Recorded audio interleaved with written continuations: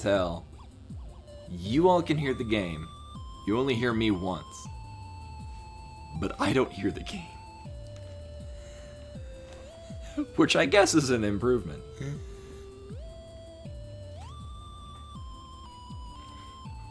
We'll see how this pans out.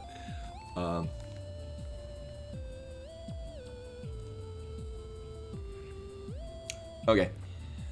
I'm gonna tinker with a thing that hopefully won't jack this up more. Oh, because it's all the monitors off. Capture sound. I want this to be... We don't need that many. Okay. So I sound normal. And the game sounds normal.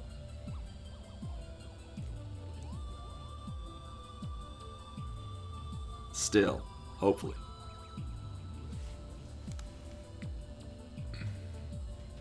Okay, good, because now I can hear it, so everything's great. It's wonderful. Yes, I can hear the game. Hopefully, you all don't hear the game more than once. Because, that's what we ran into last time. So anyway, hello everyone, welcome. 40 minutes later. Welcome, Rashkavar, Drathar, Final Fantasy Land, Buttspot, of course. Adalor, Todai, and also Drathar coming in with the that resub as well, and Shirokiba.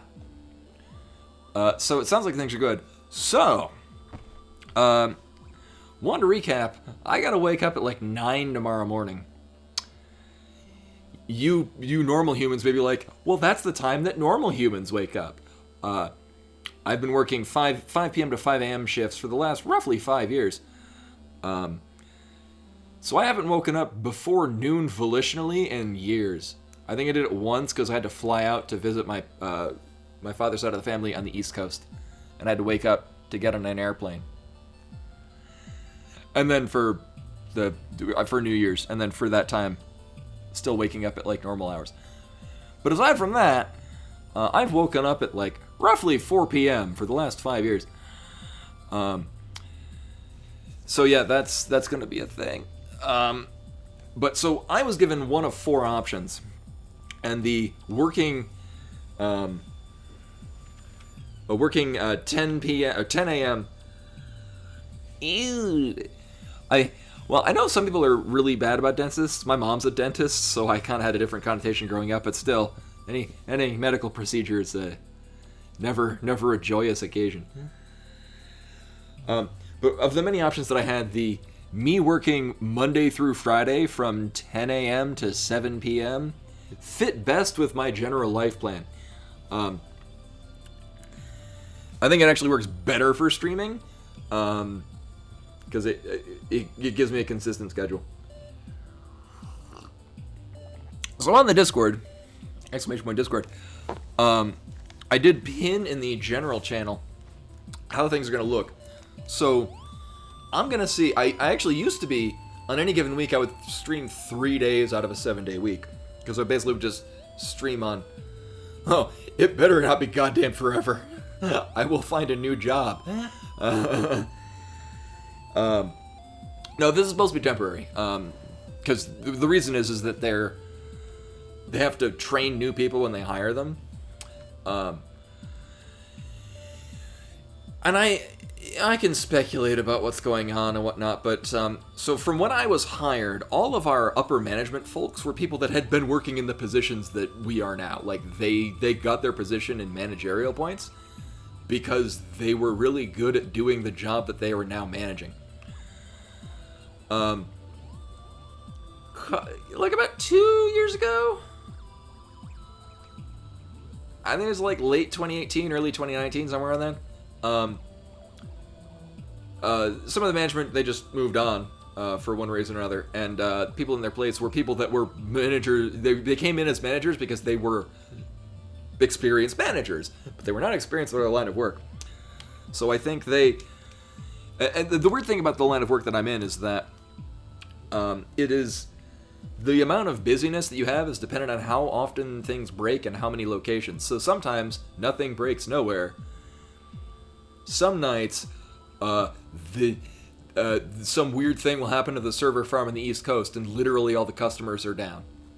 And so you've now got 20 to 30 locations all calling in, oh shit, that's not working. Like, yeah, no, we know, we're working on it right now. Okay, cool. And then it's just nonstop calls. People like, why is it broken? I'm like, yeah, we know, we're working on it right now. And some nights we'll have that. Or some nights it'll be, there's a hurricane that's coming our way, and so all the customers in this location want to have every hour a full health check done on their system. And again, you got 20, 30 customers. It's not feasible for one person to work. So the plan they got right now, in some cases, like on the weekends now, it's literally one person alone is working on the day, and one person alone is working on the nights on weekend. And that's dumb. Because usually the weekends are pretty light, or everything is terrible and in chaos. So that's what's happening there. Anyway, it is not sustainable. The reason why it's especially not sustainable now is because it was not sustainable before, and a couple of people left because they're like, fuck this. I'm gonna go find a place that has a sustainable staff force.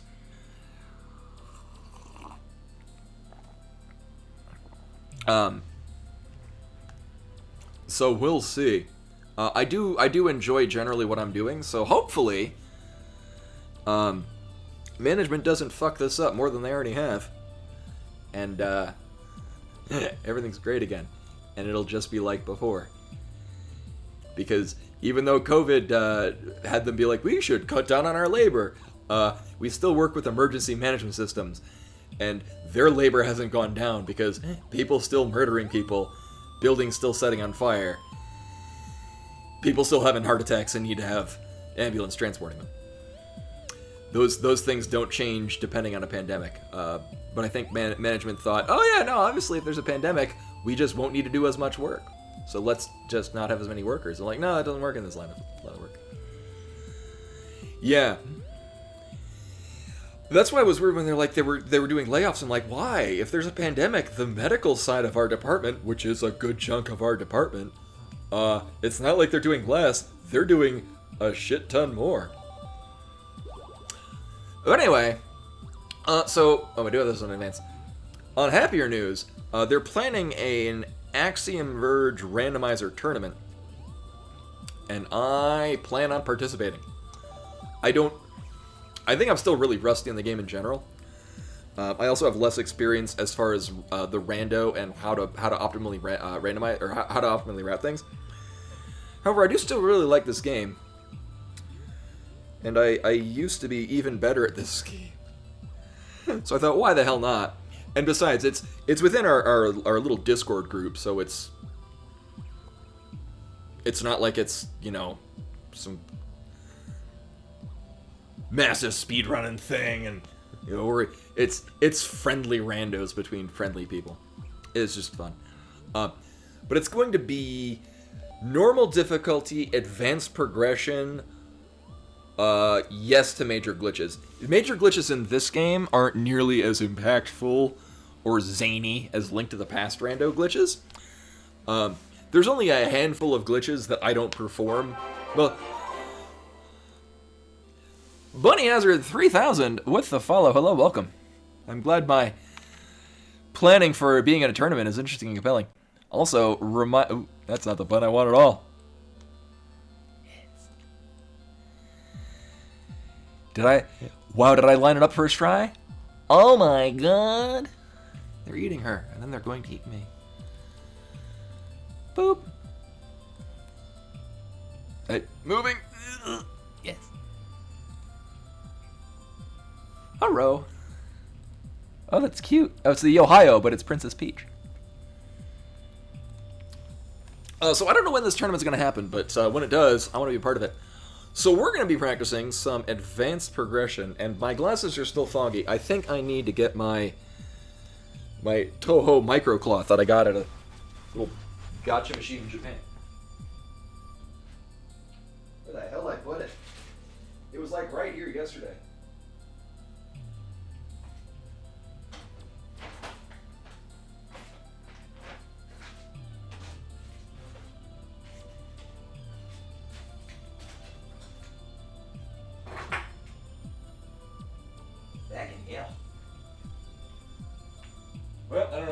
I'm just gonna have to deal with it.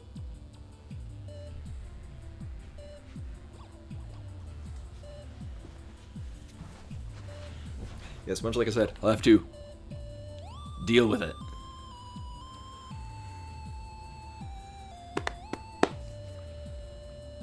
Did I put it right here? Oh my god, there it is. Yeah, I did. It was literally right in front of me. So I think I've shown this up before. I got this for 300 yen.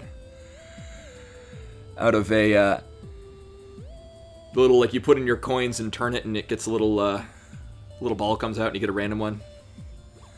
I heart Toho. I got it because it was really cute. What's funny is, it has the, if you're familiar with Toho, I'm partially. I wanted to get Chen. Or Marisa, either one. I got Nitori, which is funny because Nitori is also like the Japanese version of IKEA. And much like an IKEA, I goddamn loved them. Much of my furniture was from Nitori. I can see again, delightful. Anyway, without further delay, we're going to be practicing advanced logic. And I bet it'll be great. 3, 2, 1, go, woo! Oh yeah, I still need to put the Linux equivalent of LiveSplit on the thing. And I'll be ending at least an hour early, just because I have to wake up at 9:30. So I gotta go to bed at some point. So this is the Heat Seeker. This is one of the secret world weapons that you get in story mode. So this does not appear in speedrun mode, but does appear in random. As the name implies, it seeks enemies and doesn't hit them. Good stuff. Of the 3 secret world items, this is the only worthless one. Well, it's not worthless, it's just, you know, not ideal.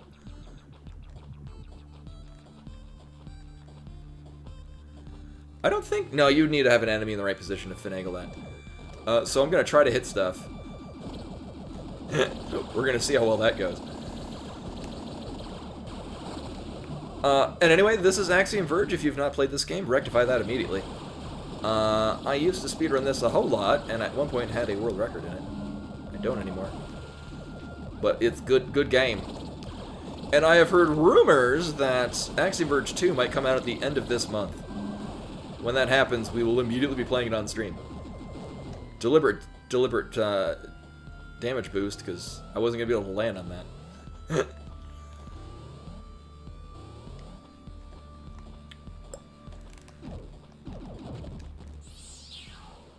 Oh, this is unfortunate. There we go. Well, one of the things they did in the random... So it used to be when you pause the game, the bottommost option was quit game. And would just hardcore shut the game down. So as you can imagine, real downer in a speedrun if you accidentally pick that option during the... I don't know, like 3 or 4 different times in a speedrun where you...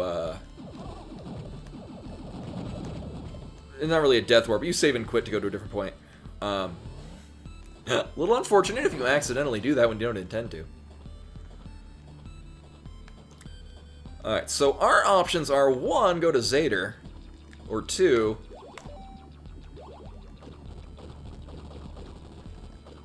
eventually. There we go. That is a viable means of hitting that, it's just not a very good one.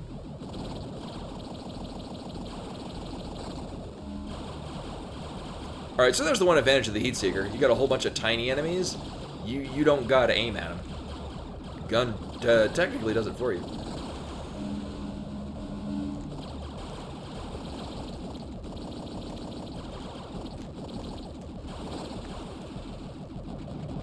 And we get a drill.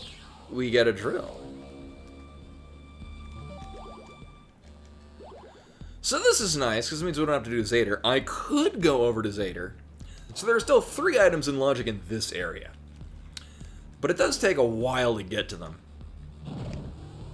And, I don't know. We can at any point, we can quit back to this location. In Rando, you can hardlock yourself if you play your cards really weird. Which I believe is more than likely probably why they put in the option to you just go back to the starting location. So this is always a viable save and quit point, even if we save and quit somewhere else. Actually, yeah, because you could, Ooh, I can't get to that. We might need that. That might be logically required. But we would need a handful of things to get it. Now, what is gonna suck is if, like, high jump boots, or... Is this even rando? High jump boots or a glitch item, an item that can glitch enemies. If that's somewhere in the 3 locations up here that I have noped out of, it is entirely possible that the field displacer? I forget what the hell that thing's called. Because that can go through walls. And what we're going to need for progression in this area is an ability to attack items through, or attack things through walls. Okay, well, here's that thing I said we needed. And now we go all the way back up here. I'm gonna bank that we're not gonna get, like, the Kilver or Fat Beam or any number of other weapons that'll go through walls. Other than this one that I'm gonna go back for. Plus it's backtracking, but it's not terrible. Let's go back here and get this weapon in this room, which will facilitate my ability to attack through walls, which will also facilitate the ability to proceed through the rest of the game. Also, it means I'm not getting shafted out of skipping the beginning of this game. Don't shoot that and kill it.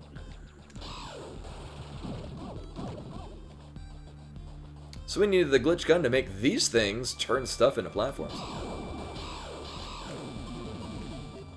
Whatever. So we can get this. I forget if I saved at this thing down here. We're gonna find out. No, I didn't, and this works fine. Oops. Let's check these things up here at the top that I forgot. Or deliberately didn't get. If it's gonna be anything like the last seed that I ran, it's gonna be like damage increases, which will make the rest of the seed very smooth. There are numerous damage increases in this game, and it's very much like getting, like, Butter Sword early in A Link to the Past Rando. You just kill shit really fast, and it makes things nice. Oh, hey, look, it's an item that probably, well, is at least logically required. Uh-huh. So this is the drone. It's this game's rough equivalent to the Morph Ball, but different. You know, I'm gonna do a goofy play. We're gonna kill Zader with minimal effort. I'm gonna just stand in one spot and let the gun kill him. Alright, I guess I'm gonna have to move. But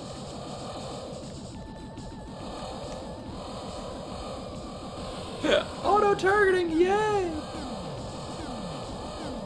Actually, I can just stand down here and it will eventually... It's the most convenient way to fight this boss.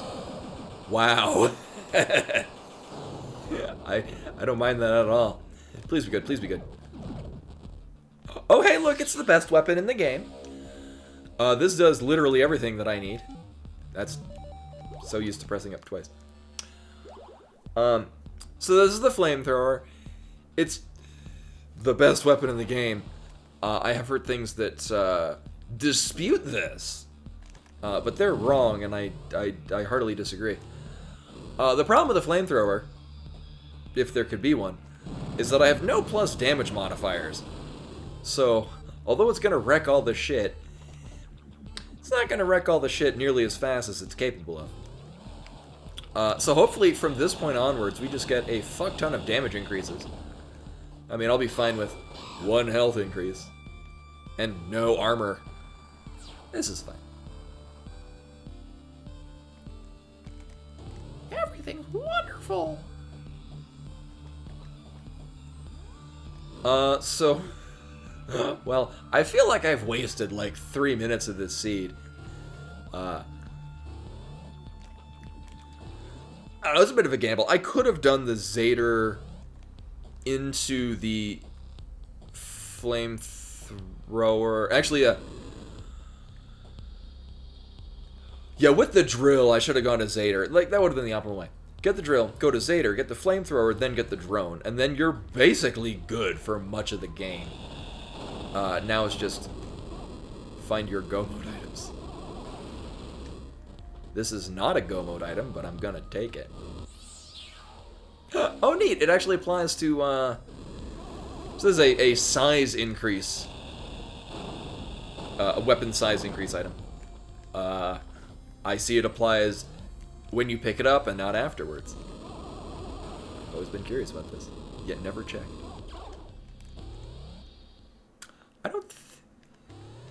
I am pretty confident this needs a rank 2. I could be wrong. Yeah. If I could get through that with this, the drone I think can get high enough to get in there. That being said, the flamethrower also, so the weapon that oh hey look, the grappling hook. This item is virtually useless in a speed run. So much so you just don't pick it up. In Rando, this can be used to not require a number of items for go mode. I mean, this is the dumbest go mode ever, but you can still do it. So because of the items that I have, we don't have to go kill Talal, who would be the boss we would get to up there. Oh, well that...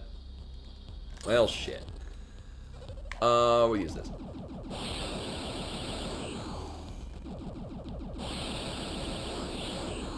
So the Heatseeker apparently... Well, oh, because there's a really high rate of fire.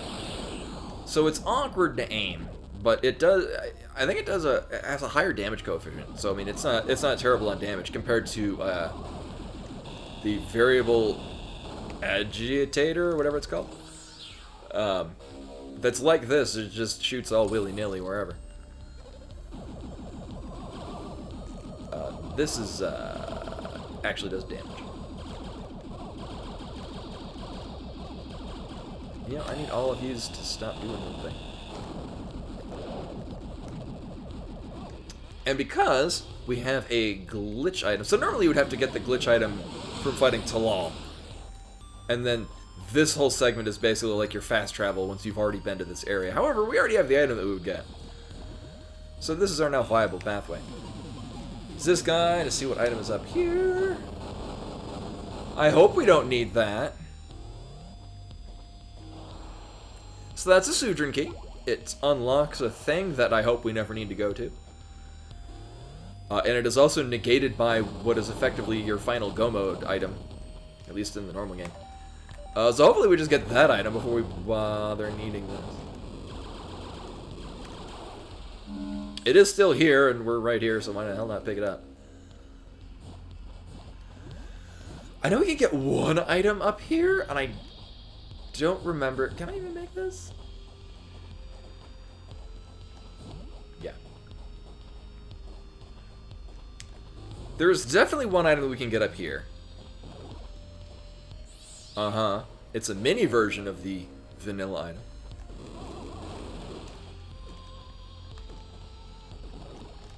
Oh, I might be able to make that just slightly. Let's see. This is not in logic, though. Yeah, I don't think it's happening.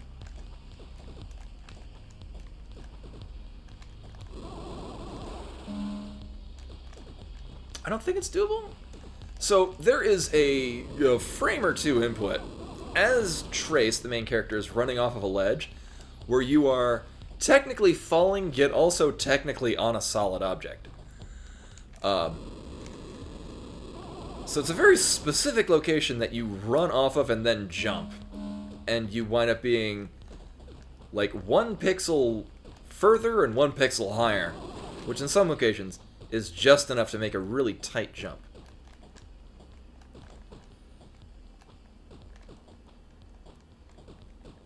I won't try this too long, but I am curious.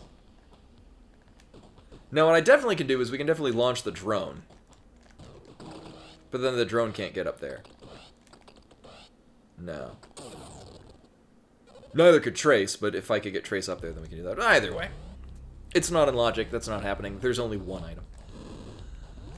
However, it's an item that is... Well, it is in logic, but in order to do that, we'd have to go actually fight the boss legitimately. And that takes time and effort. Why the hell would we do that? Kaboom. Especially when there's just a ton of items this way. Some of them are in logic. Some of them are not. Please be damaged. Oh, hey, look, it's... So these are the high jump boots. These allow me to do that thing that I just did, but wasn't able to do because we didn't have the high jump boots.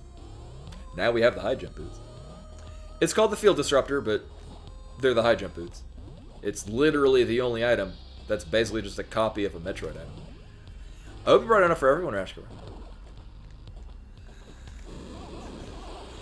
So far in this seed, you've missed me making routing decisions and then having that routing decision negated because I could have made a different decision beforehand. It's been a thing. I did save here. Yes. Good.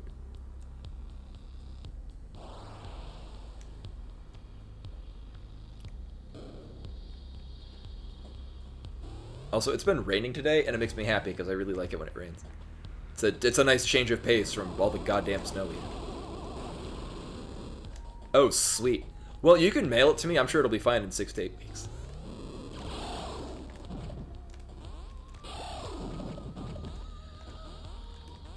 This I don't believe is in logic because you're supposed to not be able to get up there, but that's not going to stop me.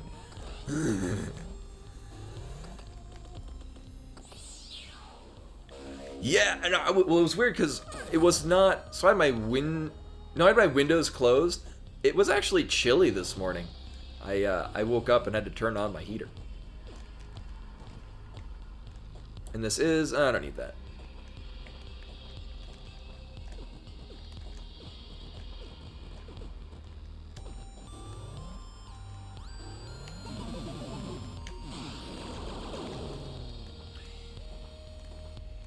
Yeah, you're in British Columbia, right? In and around the Vancouver area. So it might just be a wall that's going across the continental North America.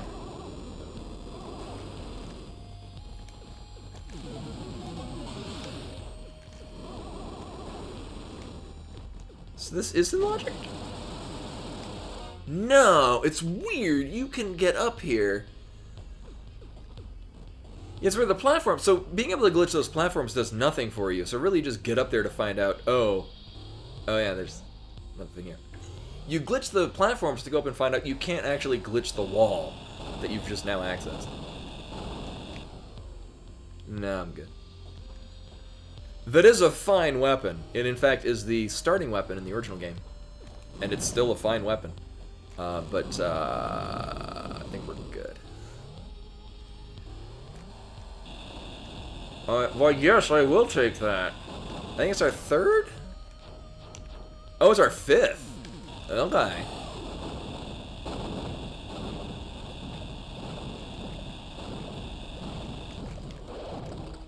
Yeah, this whole segment of the game is still the tutorial area.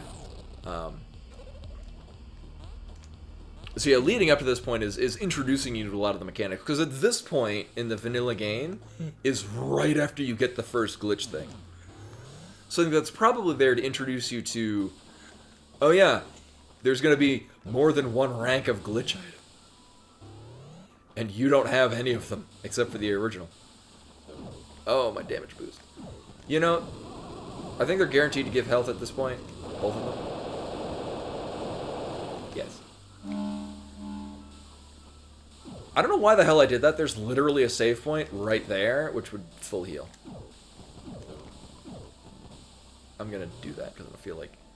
One, I don't really feel like killing that guy, because we don't have any power increases. You know, it's literally for one item, and we might need to backtrack because there's another item there that we can't get to.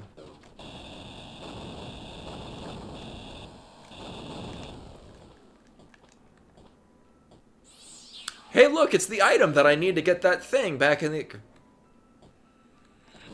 That's been the theme so far of this run. Is... Wait 2 seconds and I'll get the item that I need for that thing that I'm talking about not doing yet. Because I don't have the thing.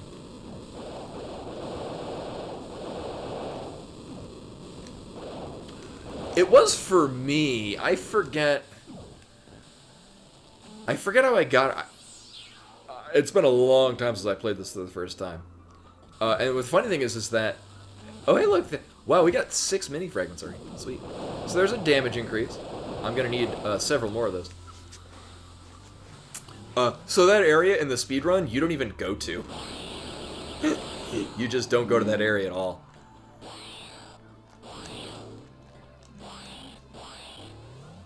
So it's...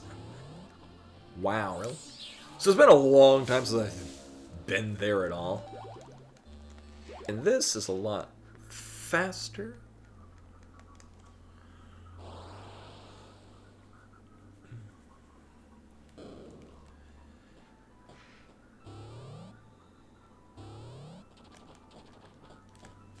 Oh, it's gonna be real weird. Oh my god.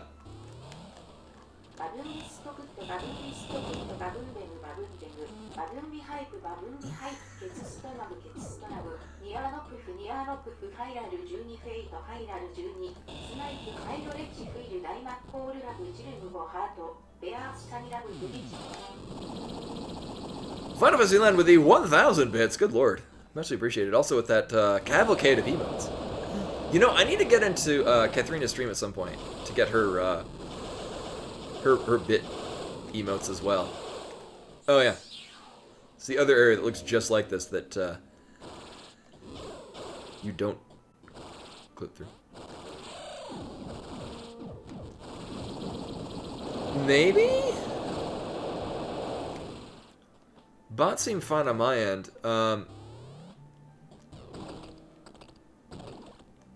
It should be globally capturing all audio.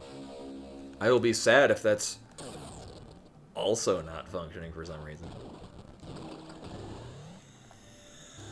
So this is in logic, but I do it this dumb way because it saves effort of having to backtrack, but it does add the effort of me having to make this weird jump that shouldn't happen. I don't know why it does this, but it does.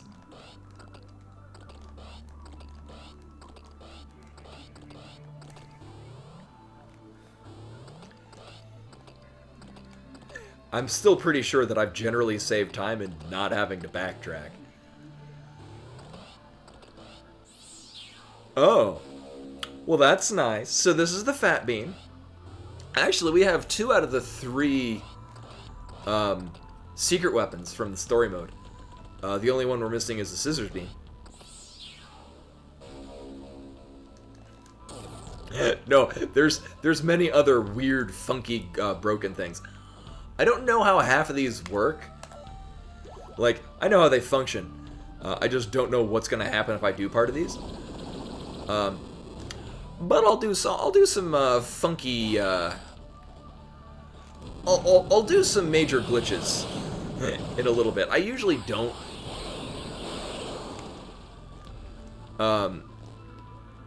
Don't do these just because I don't know what the hell they're gonna do. Specifically, so I'm worried it's gonna break things. Fat Beam is really fun. I like how balanced it is, that it has to... Yeah, we don't need that. It has a charge up and a cooldown.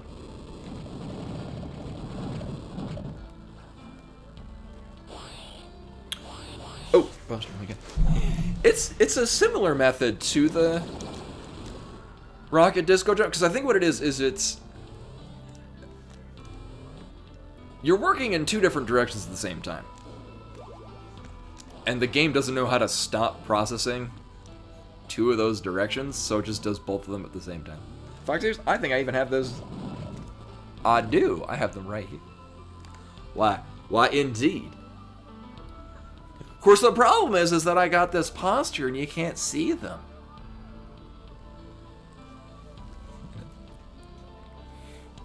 Oh, whoa. That's the part. Just want to see more ceiling action.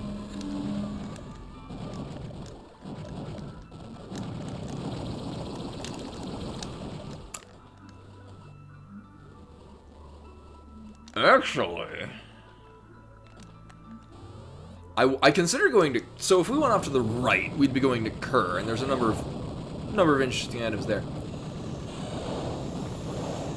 But I realized with the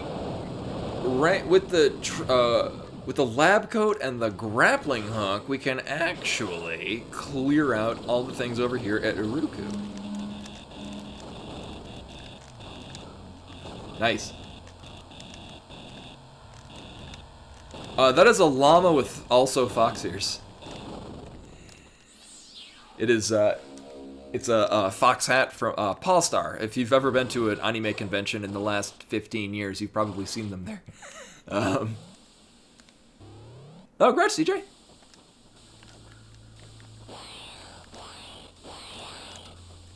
They did my first piece of furry paraphernalia I purchased from them, which is actually a different fox hat than that.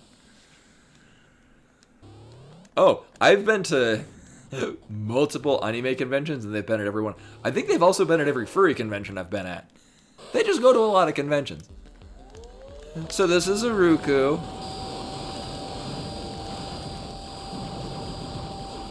I'm gonna regret decisions made. Oh yeah, normally this part of the game you'd have, like, think 2 damage upgrades. We have 1. However, we do have effectively constant uptime on damage dealt. So that's fine.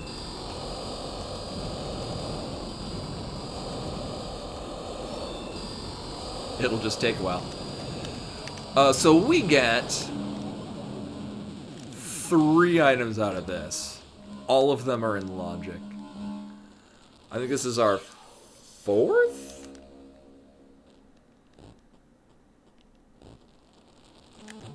That's our 3rd. Oh. So, this with the grappling hook. This never works well.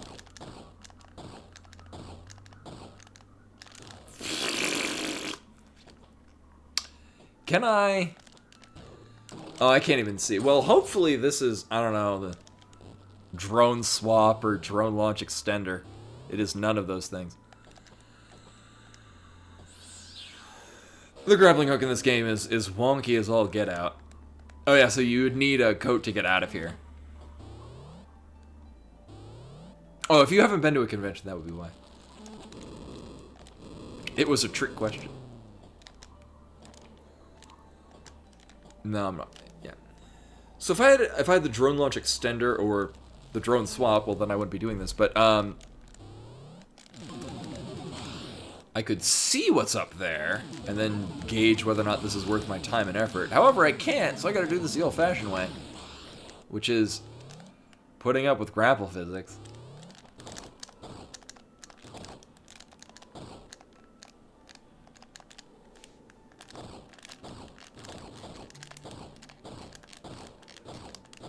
Oh, this is highly worth. This is the only good item we got out of this whole thing. I mean, don't go to a convention now. There's a goddamn pandemic, but, well, you know, that's the thing. Most conventions, like, so, like, the last convention I went to was Midwest Fur Fest. And it was, there's the entry fee. Well, one, getting out to Chicago. The cost in that. Getting a hotel for effectively a week. Also, well, usually, depending on the hotel, in most cases, hotels will be like, well, we know everyone's going to be sold out, so we don't have to. They're good at not charging a premium, and in some cases, we'll actually do a discount because they know that you have multiple options of hotels in an area. Oh, butt spot could have used so many other words for butt, and that would have been better. Yeah, and then like actually attending the convention. I mean, in large part because there's a lot of money in. I used to work for an anime convention out in Arizona. Work, I mean volunteered. But there's all that money is going to just fund everything that's happening at the convention. It's still money though. No, I need.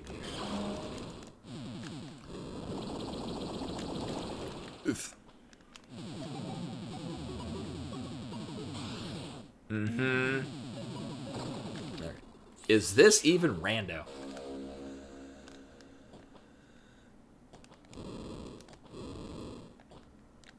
No, it's actually like there's an actual pandemic and it actually sucks. It's not a means for anyone to be controlled. These things happen, and they got out of hand. But no, it's an actual thing that nature's just a bitch sometimes. No, it was not faked. It was mostly bumbled. But we won't get into that. But no, it's it started out as a dog and pony show, which has nothing to do with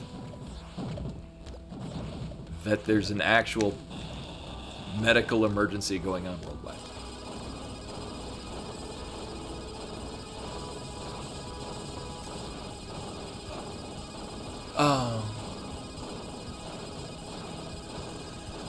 So what's funny is I actually, and not ha-ha funny, if I...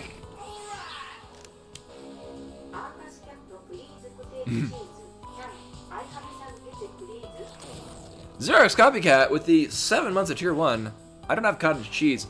I got some sour cream. Would that suffice?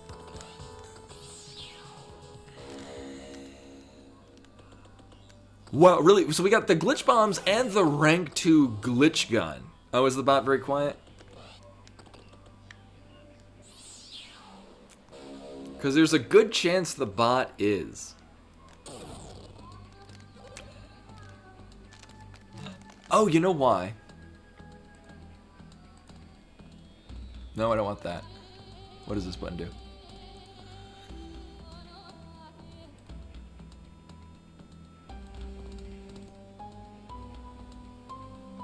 Here, that might have been it. I'm gonna... Where the hell is it?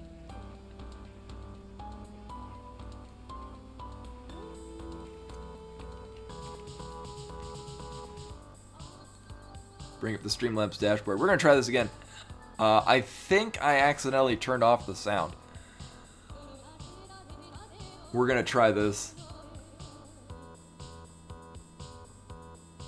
Oh wait, no, I can just do it in this one. Repeat the last one.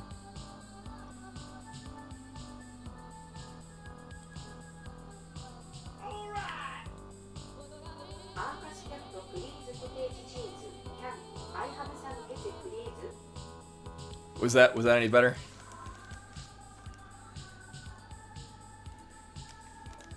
Maybe, I don't know.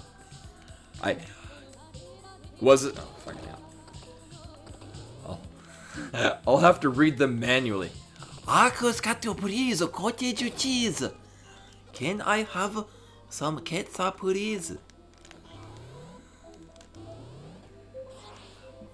I tried. Oh, so we got the Kilver. This is a very good weapon that I will not be using because all of our other weapons are also very good. Oof. So yeah, this is gonna apparently be a thing every time, is just audio issues, but, I mean, really, what's new?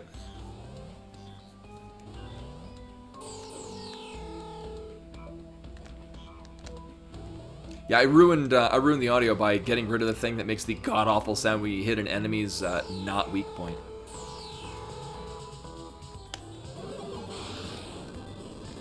Oh, I just want to see what this was. Oh, swag. So at this point, I would say we're effectively in either red coat. Well, we need the red coat. And ideally the drone swap. Hopefully we get the drone swap before the red coat. Right, so we have 3 health and 3 damage upgrades, which is very good. Where is my saving quit point?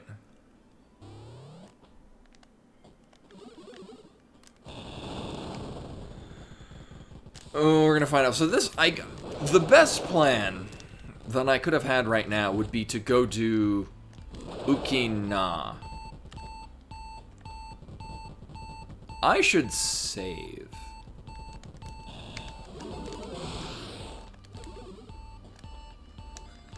Let's... Nope, that's gonna kill me. Let's get health. Well, the weird thing is that it's... When I start the stream, it's,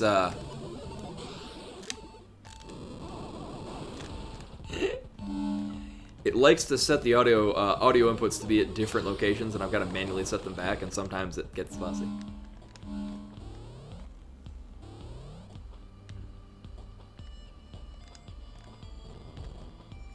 No, well, as I mentioned, I really like that the low health beep is at...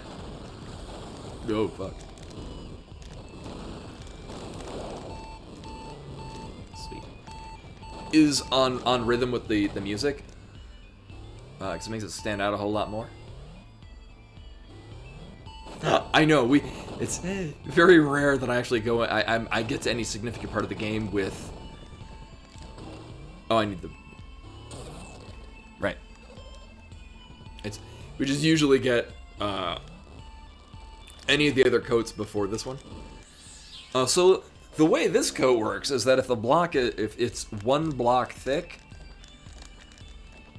you double tap against it, so left, and then you eventually phase through it. It's only 1 block, and you are also at the disadvantage of if you get hit by an enemy, it counters it. Nailed it.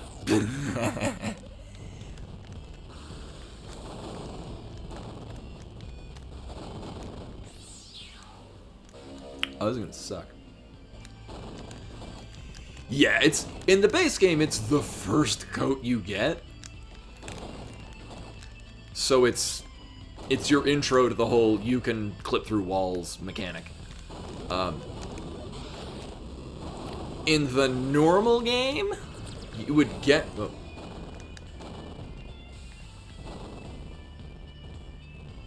Oh. I want to say... I think it was base 20. Why? Tip.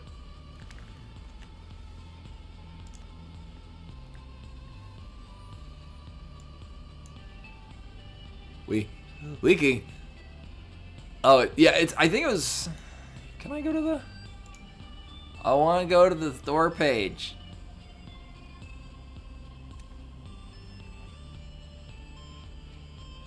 Oh, there's...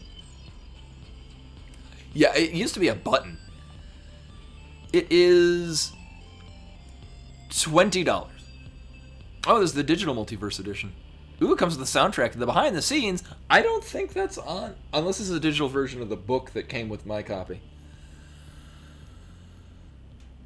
CJ, would you like Axiom Verge? I will buy you Axiom Verge. I love this game. Everyone should play this game.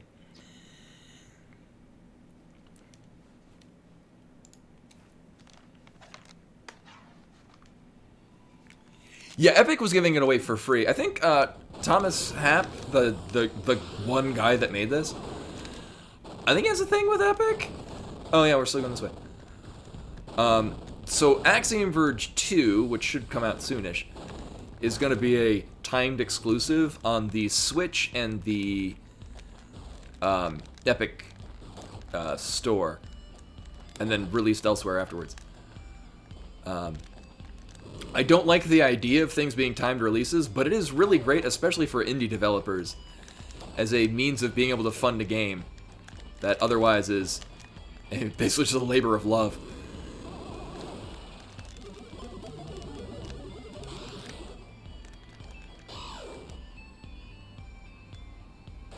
Oh, you know, I can't do this. I was like, how am I gonna... Actually, I could finagle a way to go over to the right side and grappling hook up. Well, unfortunately, I don't need that weapon. No, I'll pick this. Actually, I think this gives us another health node. No. Finagle a bagel. So currently, this whole endeavor turned out to be not that worth. Nope. Also, it's so weird doing this with, the grappling hook as my means of...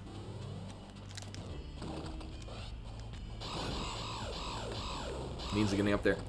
Do I have you added on my... Oh, I don't need that. Do I have you added on my...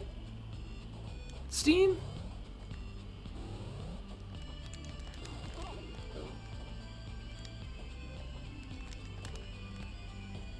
Oh, you go ahead and add me.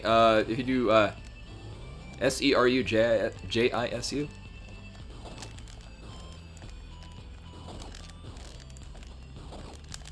Oh, come on.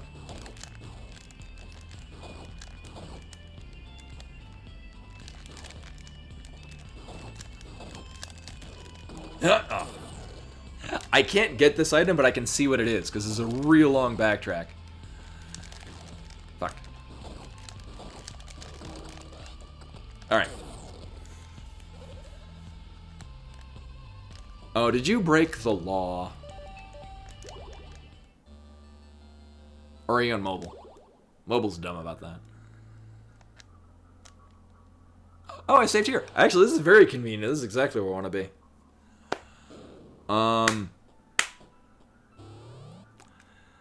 Really? When the hell did they have that?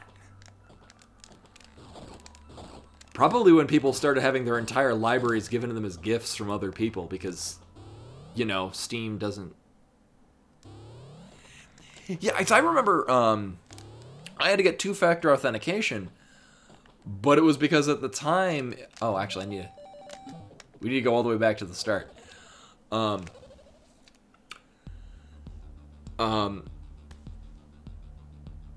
At the time I was going to be doing the, you can trade, like, the cards and whatnot that you get with other people, which at that point was exchanging in actual money, and so I was like, that makes sense if you're trading in actual monetary items with other people. Can other people add you? Also, we're going to get these items up here, because... Oh, actually, I can clear out everything up here. This is not a terrible idea. Here, after the seed, we can give that a try.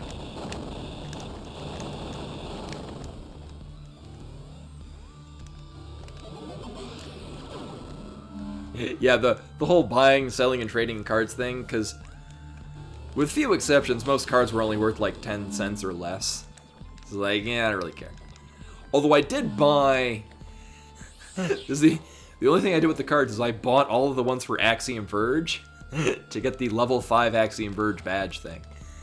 This is literally all I really did with it. Was just... We don't need to go this way.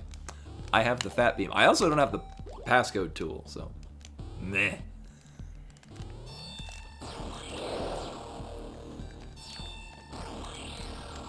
Really? How did that not hit? So this is the fat beam. As you can see, it's amazing.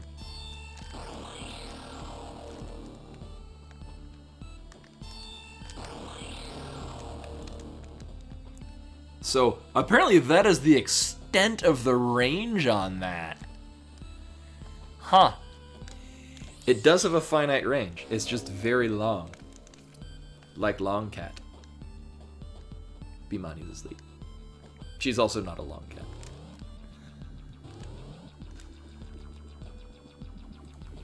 Oh, also, it's been 15 minutes, 4 minutes ago. Yeah, the thing is for the most part, I'm like, if I want something, I'll just... I mean, it's nice to have, like, a couple of cents to mitigate it in my wallet, but whatever.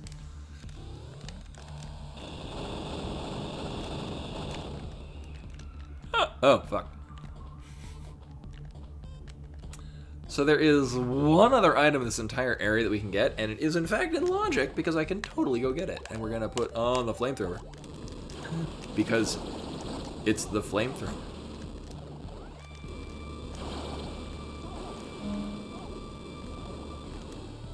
We can do this because we have the glitch bombs, which are effectively the rank 3 glitch item, which can glitch a couple of things that you otherwise can't.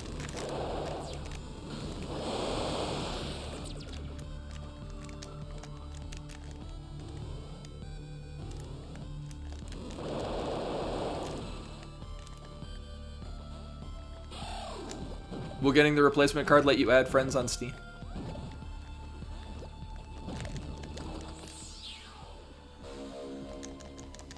And then I should have dropped to the bottom. Nope. Damn it.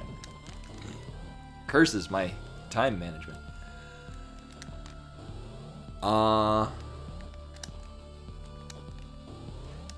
that'll work.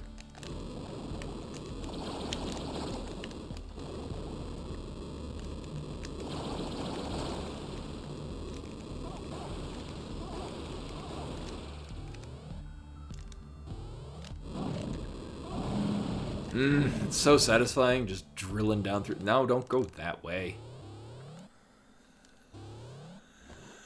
It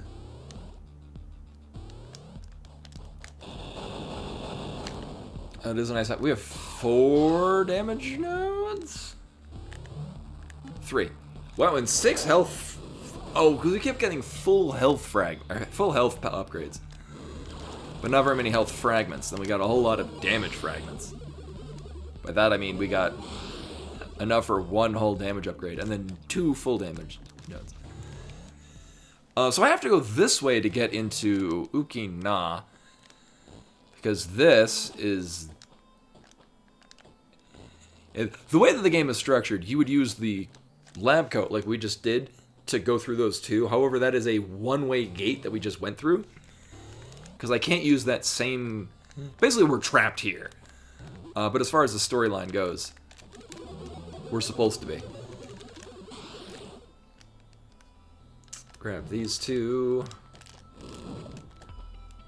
Or, well, see what they are and then realize I don't really care and then just proceed on with our lives. I definitely like night shift jobs, that's why.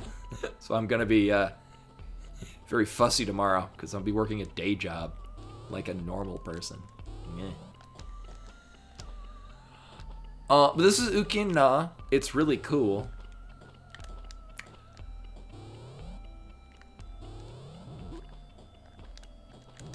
Oof. Almost did it. Oh, this would be really weird doing parts of these. So, I gotta do this old school.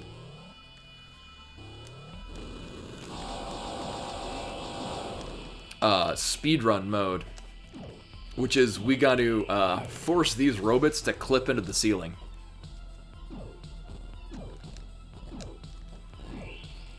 You jump at a particular point where they're moving, and it manipulates them to go slightly higher, and then they get locked into the ceiling. Oh, wow, they aren't supposed to move that way at all. Here, into the ceiling. Because otherwise, they get up with you, and they shoot you when you're trying to clip through the wall, and you can't. So rather than taking the time to kill them, you just stick them in the ceiling, and then don't worry. This part expects you have the grappling hook, but even when you have the grappling hook, it doesn't work all that great here. So you just don't.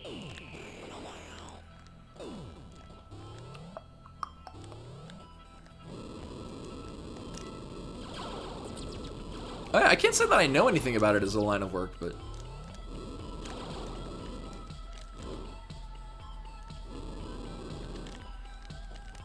Oh, it's so weird not having the ability to clip through the ceilings. I haven't had to go through this way in a while. No, this is basically mid-game. I am going to run to the bathroom while we're fighting this boss. BRB. Woo!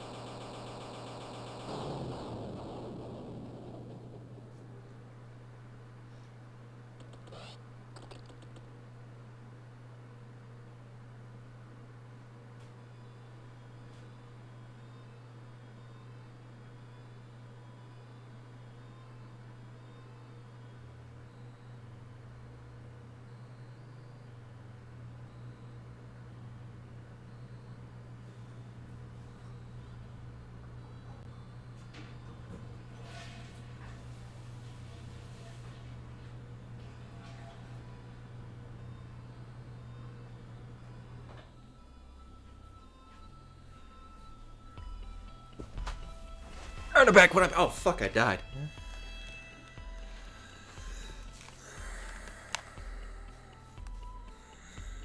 Len, that's basically. I'm gonna shift this in a little bit. That's basically what I'm gonna be working this week, and then for the next couple of days, or next couple of weeks rather. 10 a.m. to 7 p.m.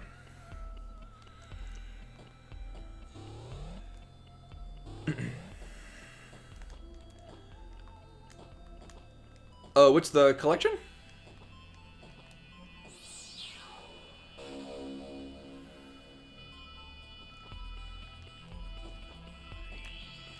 This is another thing where I could finagle away. Oh, there we go. The thing I was talking about before, if you can time your jump. So this is not in logic, nor do I'm not even gonna bother figuring that out.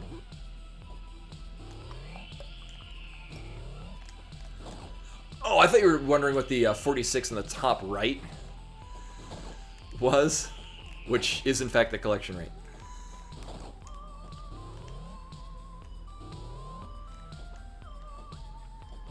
Yeah, but I mean, like, the red coat could have been there, and then that would have been a total yep. Actually, if the red coat is there, that would mean it would logically require...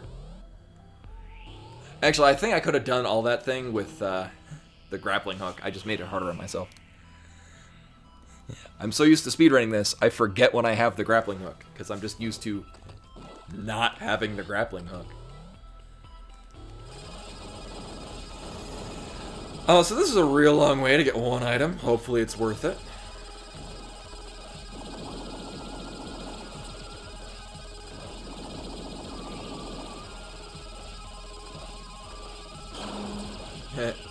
I mean...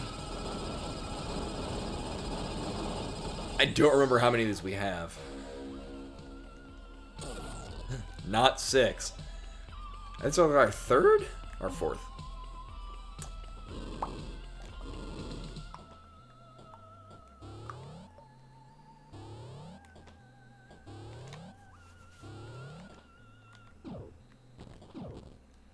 I mean, I might be able to add you on it too. Like, you might just not be able to add other people. That didn't go nearly as well as I thought it would. Fuck.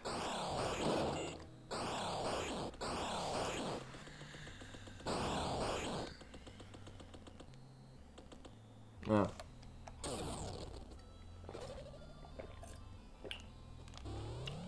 Also, I need to go to bed in 3 hours, but I'm drinking decaf. I'm gonna die. Actually, wait, no, we have these things.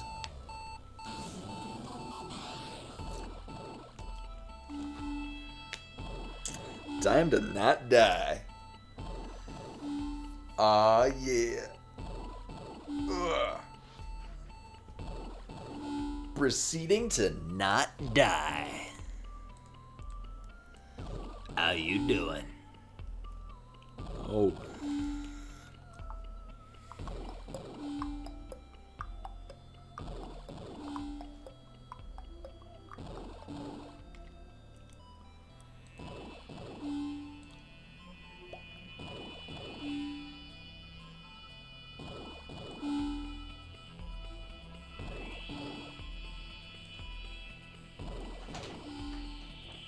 Trying to move things around the Steam dashboard. Sure, I'll put that there. Why not?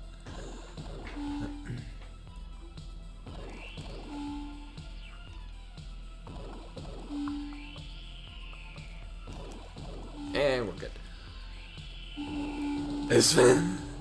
No, it's a little slower than leaving Brave Prince of Musashi. It's mostly just having to remember that your BP is still dropping when you're sleeping, and that can turn out not great. So this pathway that we're going is at least in the vanilla game, the way you go to get the trench coat, which would be up here. Usually I get these two items as I'm going up, because you can pick these up if you have the trench coat to begin with. Also, you need the trench coat to get that item, which is a shame. We getting vanilla trench coat? I'd be cool with that. That is not a trench coat. Well, I guess we're not getting this health upgrade at any point ever.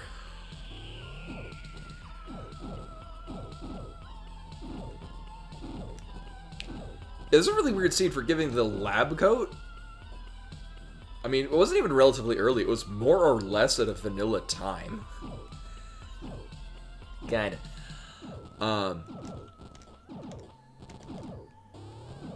But we just don't have other things that make this work. So I can't even get that. We also can't get that. So there's a number of items that I can't even get here. Tilt this down again. Swag. There we go. A number of items we can't even get out of here because I need the trench coat or the red coat.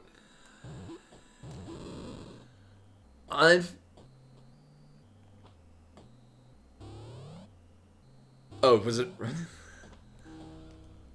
I mean, that seems to be the popular thing now, is what, feet pics? Not that I'm... It's not the intent. But in that hip and with it with the kids, I can't go this way. Oh! Remember when I was saying you can soft lock yourself in this game? That's why this is here. Because we literally can't leave this area. I don't like this seed at all. Seed is bad and it should feel bad.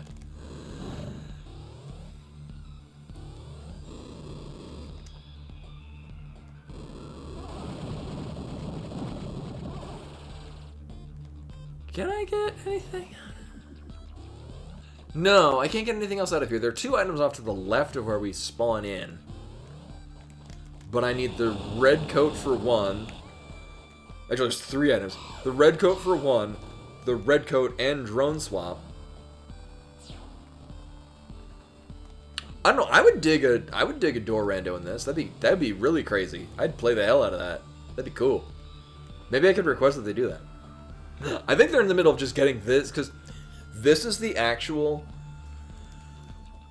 part of the... is a free DLC added to the game that's still betaing it, but for the most part it's good and workable.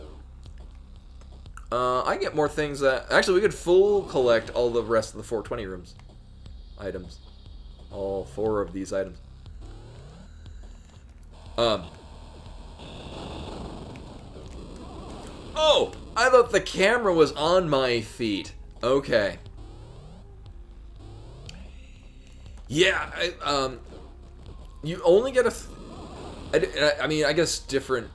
So, at least here in Colorado, when I used to work at Starbucks, it would be... If you were working 4 hours... Up to 4 hours, you got a 10-minute break. If you worked 6 hours, you got a lunch. And if you worked 8 hours, you got a 10-minute break and a lunch. The lunch being a half hour.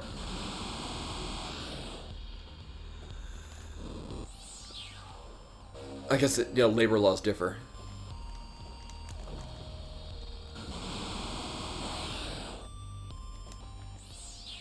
Really, it's just a whole bunch of fragments. I mean, so at this point, we need the red coat.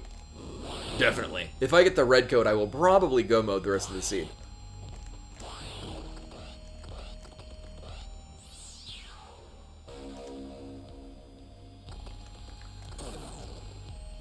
Oh, we got another damage upgrade? We did, actually. So that last damage node was another damage upgrade, which is nice.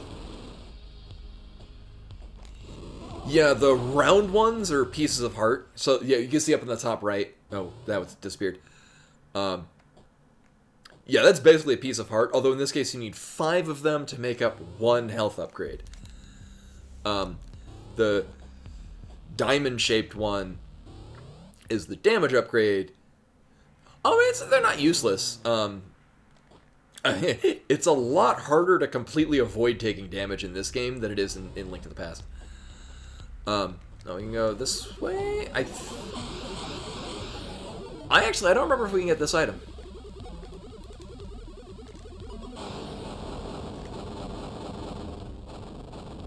Really?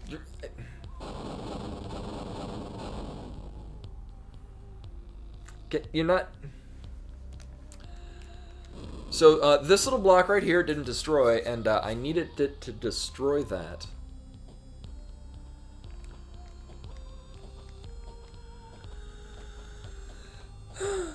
Oh, no, you're totally fine. Do you have Clarks? Clarks are real comfortable shoes. I can recommend Clarks. Clarks, and depending on how rugged you need them to be, Red Wings, also very good. I used to get, Clark Bar. No, that's a candy. Tandem, you're silly.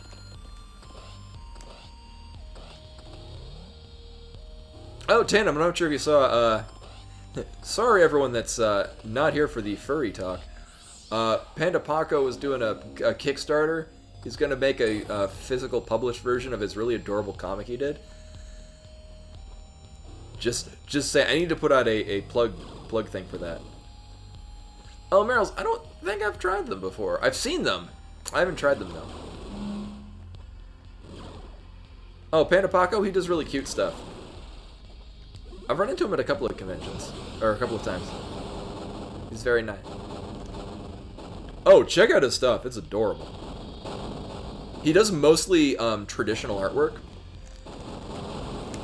He does digital, but most of his stuff is he uses, I think, Copic markers and just does amazing at how quickly he actually draws these things. And wonderful levels of detail with a still cartoonish look to it.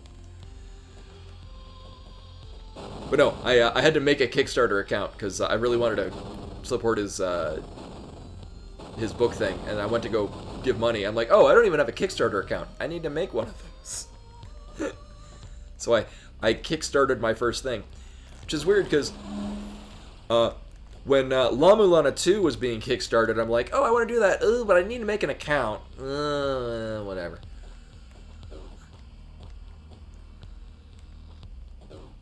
I haven't used Indiegogo. I have used GoFundMe. I also use Patreon for all of 3 people. 2 of them are on YouTube.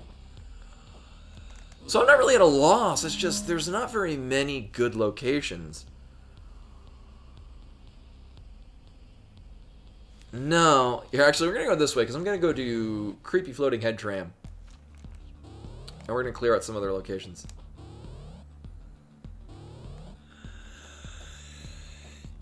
Yeah, well, I think... So, I think logic is pointing me towards Eden, which is the worst part of the game. Because with the glitch bombs, we can go backwards into Eden. It's gonna suck real hard, but there are a lot of items there. Fuck. Hey, Winter! It is... If you have not played this, I highly recommend it. Actually, we were just talking about this. It's $20 on Steam. There's also a physical release for the Switch. I own that as well. Really. I'll go pretty well. It's been a while. Just talking about... Maybe you saw Panda Paco's Kickstarter. I need to plug it more. Although he put it up and within an hour exceeded all stretch goals. And I was at like 300% complete. I don't think he needed plugging.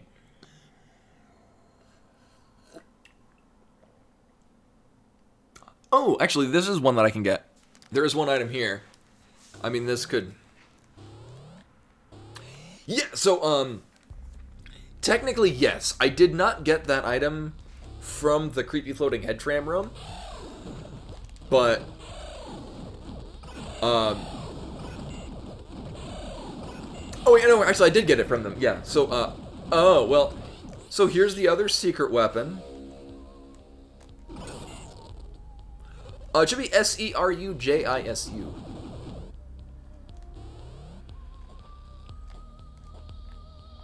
Do I want to keep going this way, though? Let me think about this. Don't. Oh, this is a scissor beam. Apparently, it's really high DPS. No, it's not that, but fine.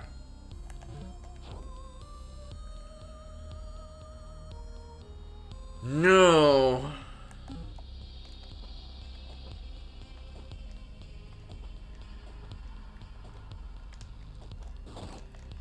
Yeah, I'll whisper it. On the creepy floating head train. I think we're gonna go to Kerr. But not go the way that I did before. To put off going to...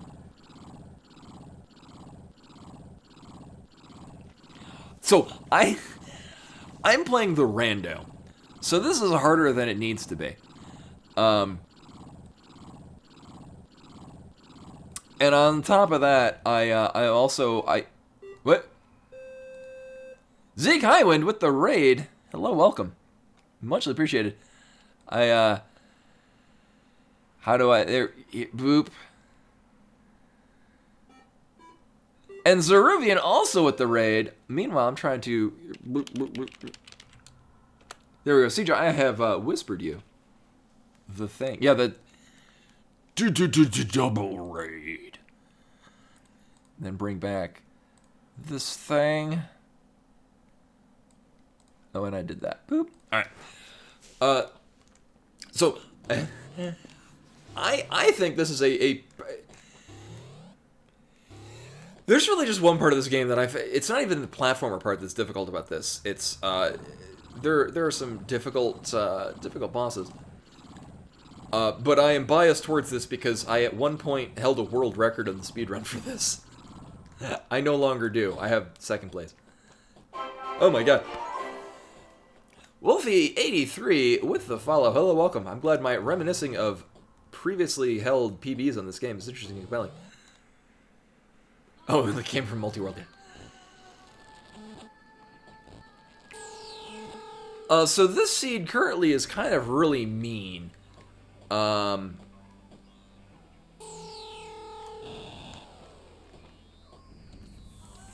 Fluffernutter. Yeah, I do definitely recommend this. I'm obviously very biased. The best part about this game is that this is... One guy made everything in this.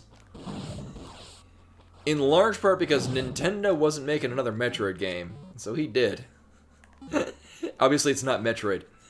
The neat thing is that, as Metroid as this looks, there's a part, and obviously the fact that you've got like an arm cannon weapon in this case.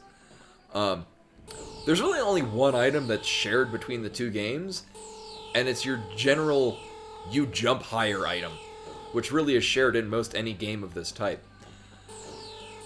But other than that, like, there's no morph ball. You get this drone that can go into morph ball things, but it has a whole different set of abilities, and you don't, you know, lay bombs and pop out elsewhere. So I think,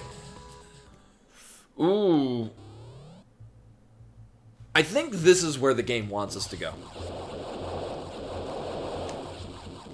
This sucks. This is, I think, this isn't even the end of the game, but I think this is the hardest part of the game. Can I even... I think I can get up there with the grappling hook. But not very well.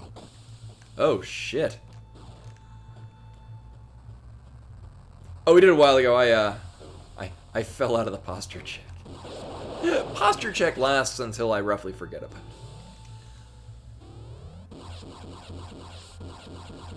Oh, so the rando, there is a Did you? Oh, you did. It didn't alert me to it. It did for the other ones. Oh, I see it now. Okay, it came in with the other. Yeah. Ho ho. No, posture check doesn't alert. So this is just where we needed a goddamn go. So now we're in go mode. Oh, wow. Not a fan of this seed.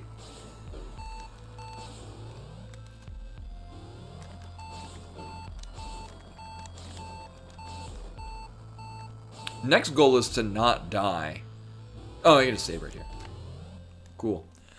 We have 4 damage nodes? 5. Oh, we'll be fine.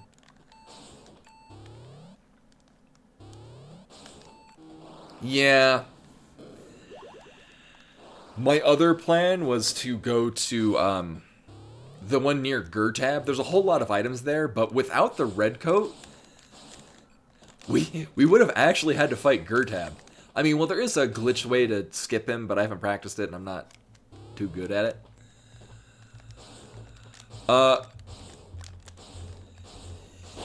So we're not in official go mode, but we are in I can do just fine go mode. What is... Can we see what the item is down there? I'd like to know. Well, nope, I guess not. Technically, I need the drone swap. But, much like most seeds I run, we're just not gonna get it. Oh, I could check these just to get them. Just to make sure. I mean, I could get another damage increase, that'd be great.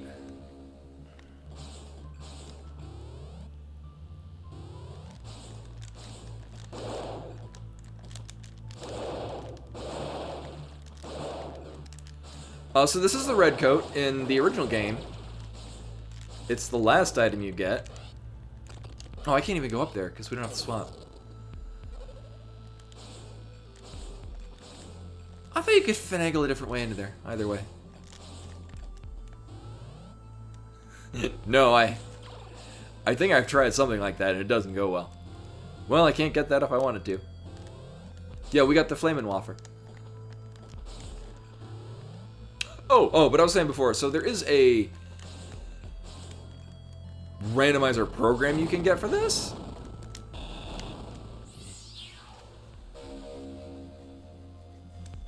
Cool. But the one that I'm playing, this is an actual official, gonna be added to the game as a free DLC randomizer. So this is actually incorporated into the game itself. It should be going on all platforms that this is on. Although the current test, this is the Steam version. Oh, I really want that. But I can't get that.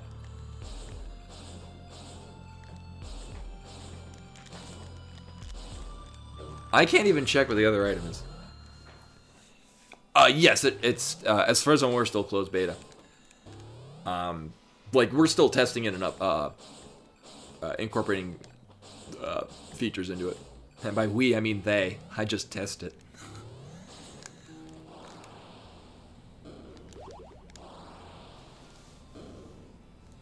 Oh, I thought she was scratching the couch. No, she's just really snuggled into her paper bag that I have for her. So we gotta go this really long, lame way.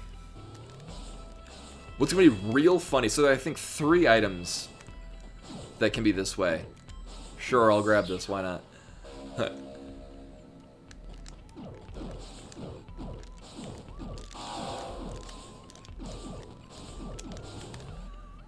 And if any of them are the drone swap, that would be pretty cool.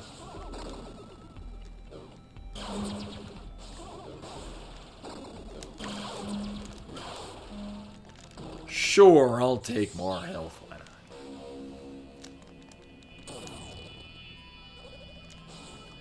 I think they were testing that.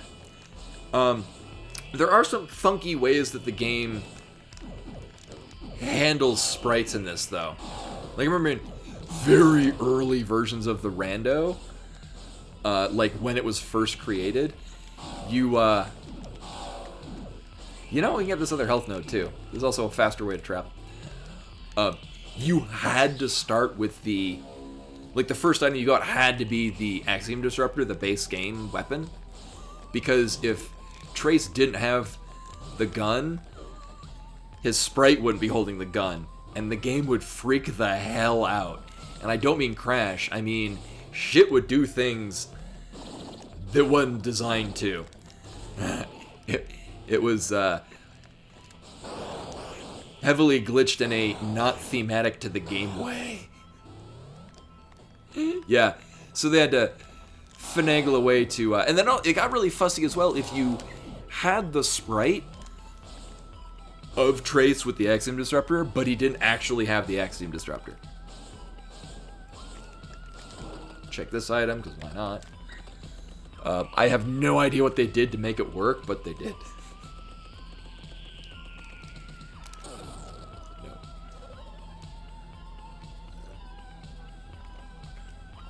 Anyone that has seen me play this know that weapon sucks.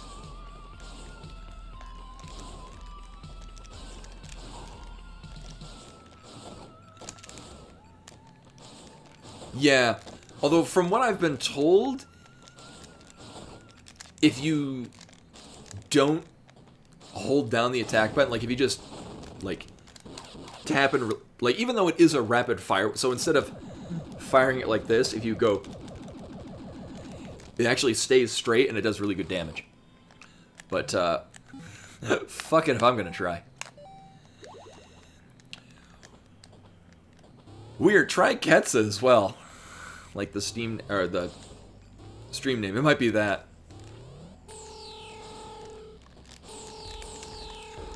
So currently, this is not in logic what I'm about to do. Actually, it's not even in logic that I can get to where we are currently. But I can. However, there's a boss we're about to fight where I need to glitch my way through him. And my ability to perform this is sketchy at best. But it is nice that I have the glitch bombs. Because then I don't have to worry about this room.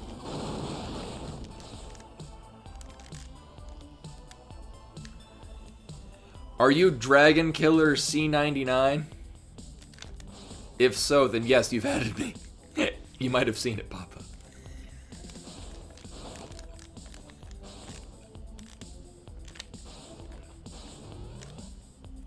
Okay, cool. Then yes, it did work. Yeah, I was gonna say, don't be killing dragons, because Tannen's here. So, I don't know why this works, but it does. Sometimes.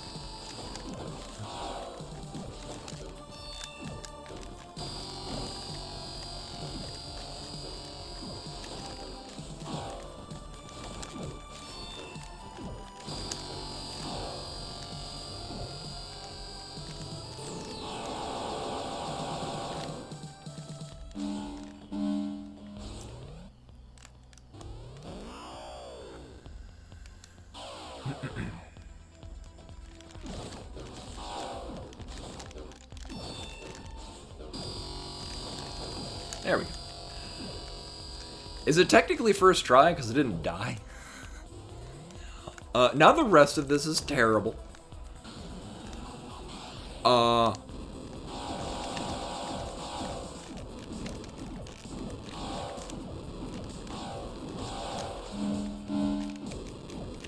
Thankfully we have the flamethrower and a decent amount of plus damage.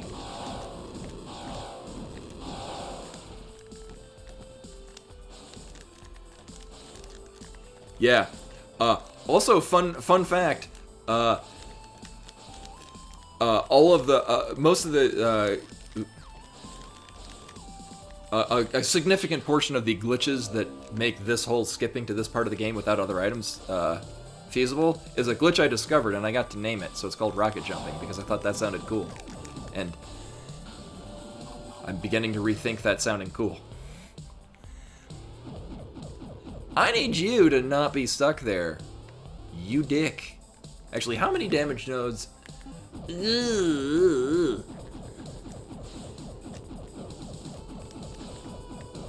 Bro, do you even... Oh, I'm out of... Oh, this is fine.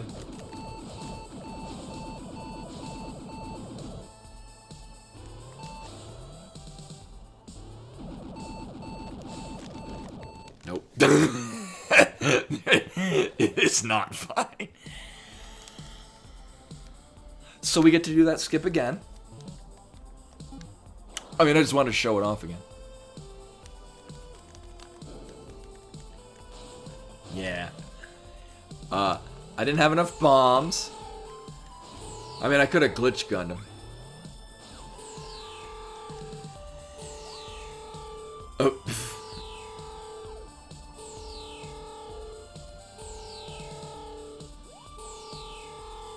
Yeah, I'm gonna need to turn that thing off in Streamlabs. So Streamlabs apparently has its own quote thing. I need to turn that off. However, the way Streamlabs works is it will give you a random quote unless you give it its number. The way that Nightbot's one does, it will search for the last word that you put in. So in this case, it's there. And then there are no quotes that have the word there in it, so it just gives you a random, or gives you the most recently made quote.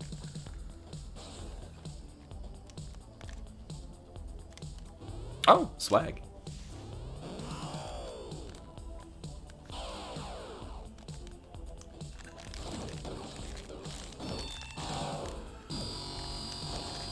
So at least on a technical level, the way this works is that, so the red coat can clip you through 2-block thick vertical walls. And what's happening is we're grapple hooking into the ceiling, swinging to just such a point where, oh my god, it's clipping into the first block just enough to where it technically counts as being in a 2-block thick region, and then you can just dash vertically through it. However, if we kill the boss, those blocks go away, and without the drone swap item, there's literally no way to progress. We've tried, you can't. We can't heal a second time. I am stuck in a ceiling. We're just gonna die, because... Really? Thank you.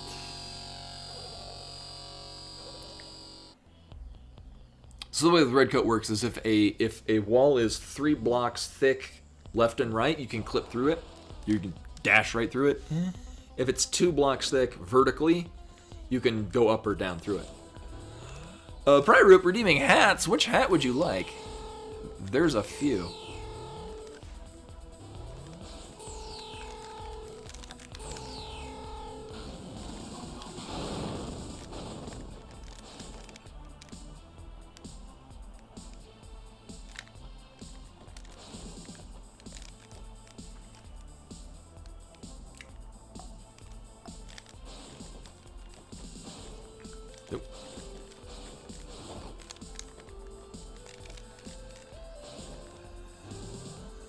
Should be fine.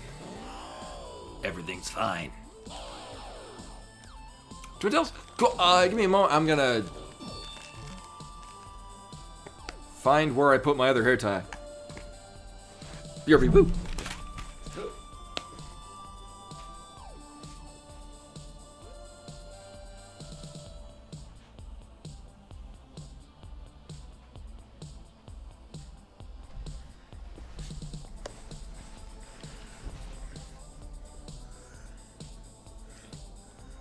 Well, I kind of need to wash my hair.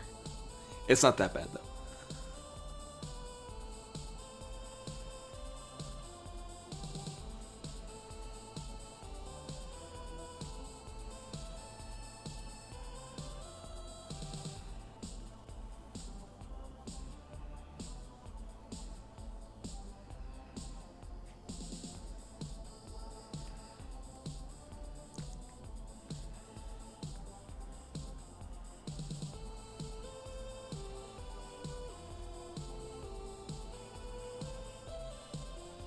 I am the prettiest girl.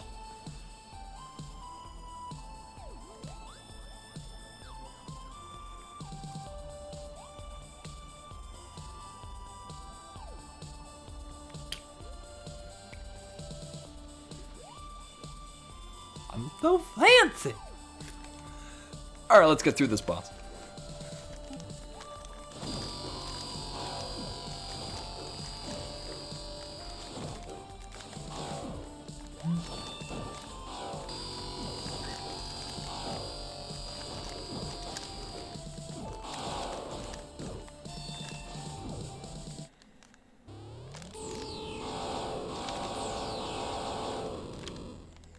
It's the best reason for me to grow up my hair, so I can do this.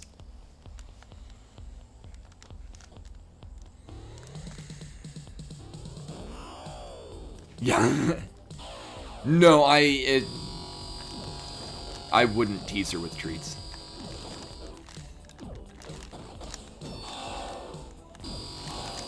So I'm clipping just enough into the ceiling where I'm getting caught, but not enough to where I'm... Oh my god. Oh my god. Also, the series of button inputs you need in order to accomplish this is a thing. Alright, well, we gotta try this again. I like how it went great the first time, and now it's not going as great.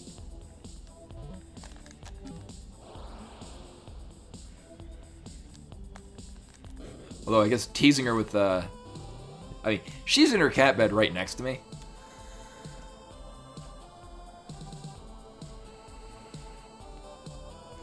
She don't care.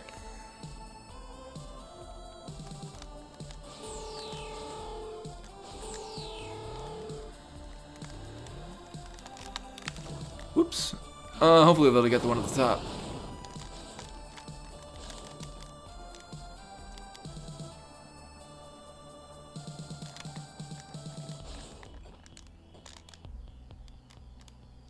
Alright. Nope. The unfortunate part about this is that it's going to increase the chance that these things will give me bombs instead of health. Although I do kind of really want bombs. Problem is that if I'm going back to collect them from them... Oh, but for real? So that went well.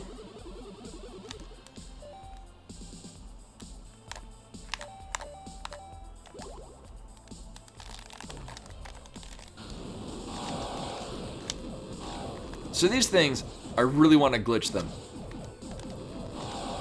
Because when they're glitched, their rate of fire is significantly lower.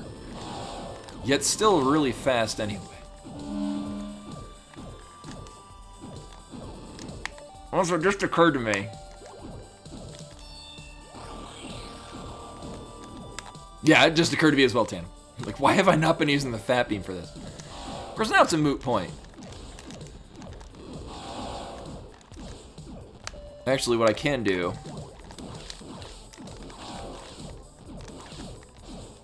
that's a terrible idea. We have a lot of really good weapons.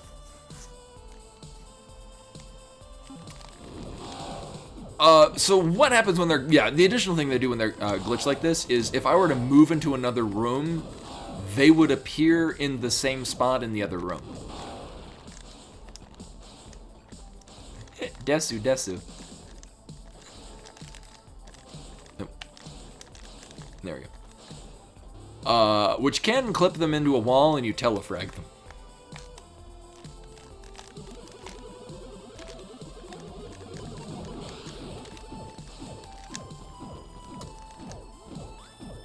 I need you right there. So that's how you get through this, is that they're now in the same spot on the screen, but in this room. And then they shoot at you and it hits the switch. And then you can get this item. Also, we can just kill him here now. Yeah, telefrag. Anyone that's, I know it was definitely a thing in Quake. I think it originally happened in Doom. We got one more of these guys, but I can finagle away around him. You just bait him in one direction, then go the other. This, for safety's sake, actually, you know what? They're in a timer. And now we're good, because now we've saved here. Yeah, I think nowadays it's in, like, it was originally a glitch in the way that the game worked. Like, I get the impression it was originally not intended, but now it's they just kind of add it into games anyway. All right, well, this is a range node. All range node. Because I don't feel like dealing with this shit.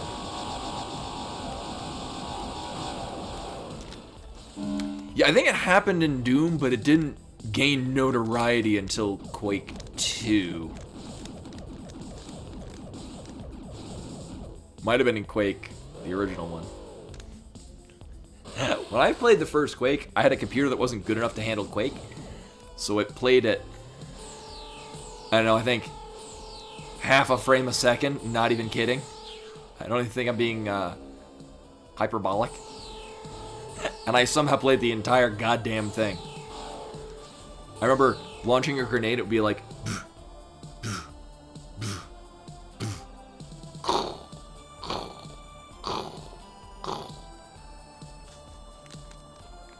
I think it's also why I prefer Doom. Because it ran at full speed. Compared to Quake, which did not. I had Quake 2. Well, here's the thing. When Quake 2 came out, I got Quake 2. Alright, I'm not opposed to this.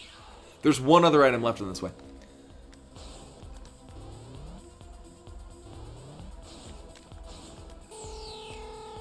Yeah, no, that's the thing, is, yeah, when you go into a teleporter, you are fine, but if somebody else is standing on the endpoint, they immediately die. This is also, there is one of the, I forget which level it is in Doom 2, where there's a cyber demon, so the highest hit point enemy that's not, actually it is the highest hit point enemy in the game. I think maybe the Arachnotron, either way, is in a position, and you can't, like, you could maybe try to hit him from a distance, but it would just take too goddamn long, and he's got too good of a shot on you. Well, no, the end boss wall, you needed to hit it with, I think, 3 or 4 rocket launchers. So it has less hit points, it's just a lot more of a challenge to hit it. Also, the end boss, although it appears to be the giant floating giant head that shoots stuff at its forehead, is actually John Carmack.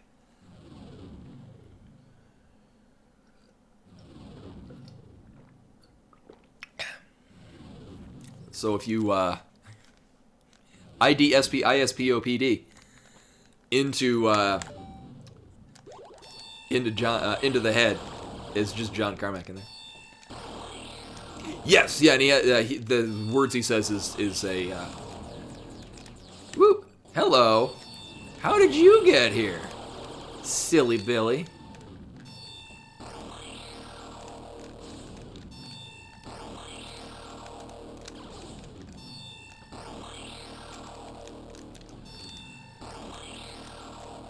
So we're about to do another not supposed to work, but it does somehow thing. So this is also real funky. So the way this works is, so you might remember I was talking before about there's a thing where if you're falling off the ledge, there's a brief period of time where you're falling, but you're still standing on something. Using that same general idea, I'm going to fall off, dash horizontally to the right, and then jump. And it will, like a J, rocket me right up that center. It just happens to be just the right distance. There we go. I don't know why it works, but it does. I don't know why it works as...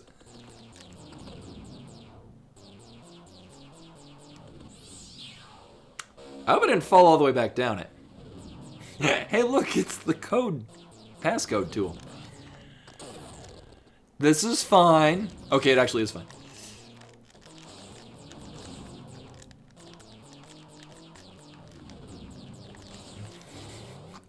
Got worried for a moment. Oh yeah, we got the passcode tool. There's a very important thing we have to do if I get the passcode tool.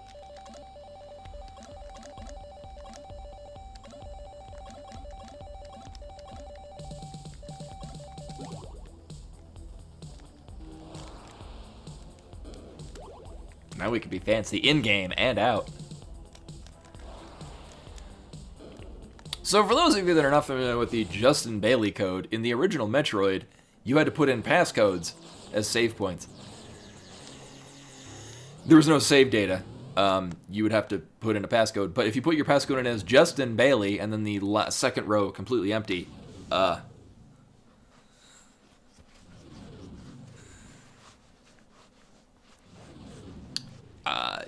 it would be Samus in a swimsuit. You'd also start with, like, Wave Beam and a couple other things, and also in Norfair for some reason.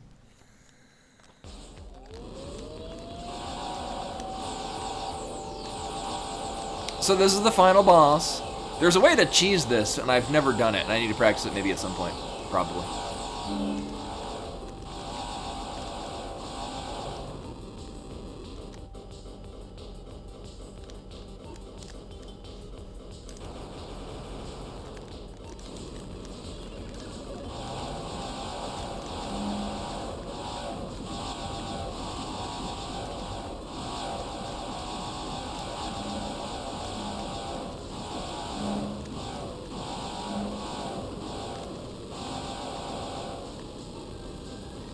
You know, I wonder.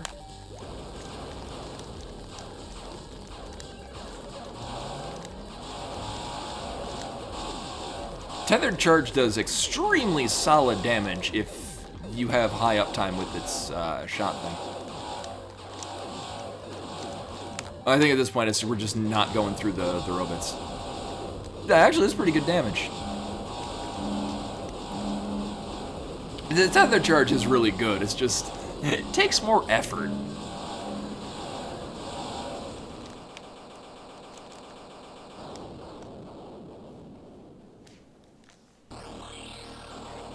Oof.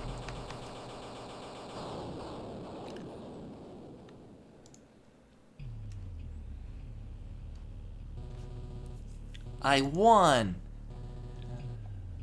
Also, apparently I gotta... where's...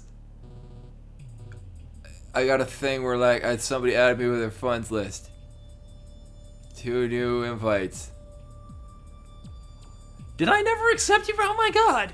I thought I accepted you several times.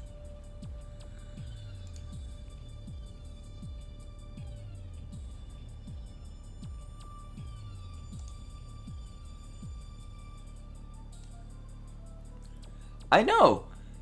Because I added you when you gave... because that's how you gave me the Star Wars game. 1 second. I'm pretty sure it doesn't show up as...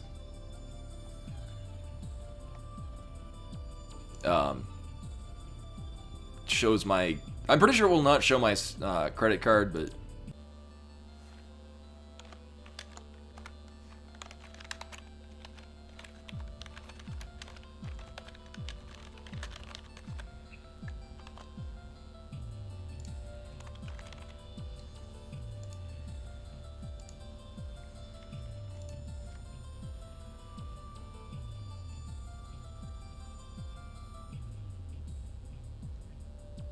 oh man, it's asking for the security code.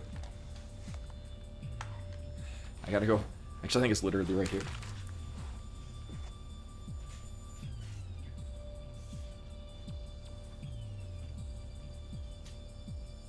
Yeah.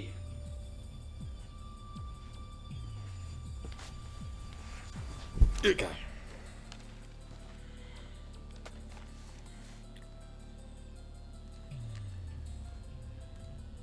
No, we all know my security code is 42069. Duh.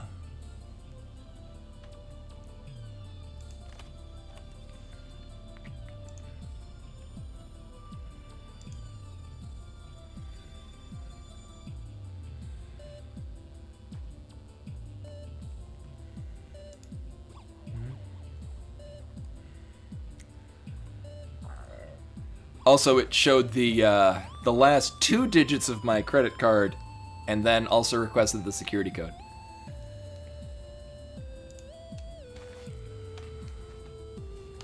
Fantastic. Also, my password, yes. Actually, so, you have the, at least out at least here in the States, or at least with every place where I've had a credit card, you have a 4-digit PIN. And, not that this will reveal my PIN to anyone, but back when I used to be an EMT, so this is when I was in high school, we had a 4-digit security code to open the door to get into our base, basically. So my PIN for my card is just that door code, which has probably not been the door code for at least 2 decades by now. Oh yeah, totally, CJ. Is there anyone else that does not have this game and would like it on Steam?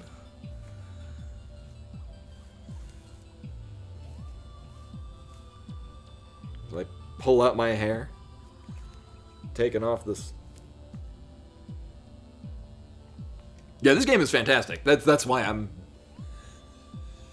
That and, any money going to Thomas Happ. It says Thomas Happ Games on the bottom because he's literally the guy that made this all on his own. I think I mention this every time I play this, but when he made this game, he didn't have the budget to buy an actual drawing tablet, so literally every art asset in this game was drawn on paper, then scanned into a computer, and then digitally replicated with just clicking the mouse in a pixel art program. Every single thing in this game, including, giant room-filling bosses. Yeah, a single development. He made the music too, and the music in this ranges anywhere from that works to this song kicks ass. I really like it's Vital Tide. I think it's Z. It's the third area. Yeah, the game in general is great, but what's better is that it's one person did everything. It's just like Cave Story is another thing where every part about that game is fantastic. And it's done by one person. Like, even the music, too. Like, I think of the music and art as being kind of like... music, art, and then also game design. Being different. Oh, yeah, I can... make sure I'm still number 2. Yep. Number 2, yay. Stardew Valley was good, yeah. Undertale. Well, even Undertale, not all of that was done by just Toby Fox. Most of it was, but, Temmie Chang did part of the art and stuff. Multiple people did different art. Yeah, and then for Axiom Verge 2, I have heard rumors the end of this month. But, again, this is rumors, and this isn't even substantiated rumors by the Discord group. It's literally just rumors.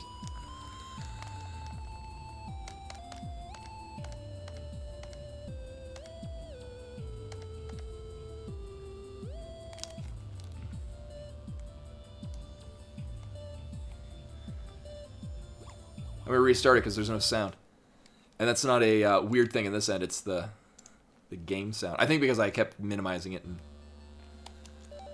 there we go. So yes, this is the randomizer mode. This is part of the game. I'm in the beta, so it's part of this, but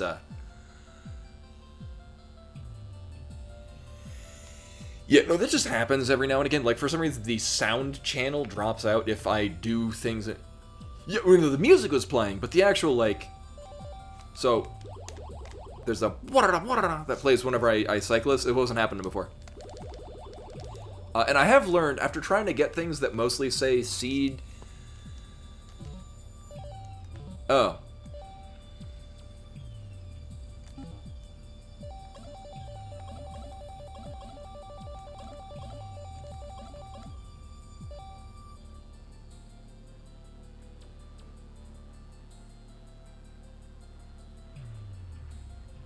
Oh, that's why it's... Okay.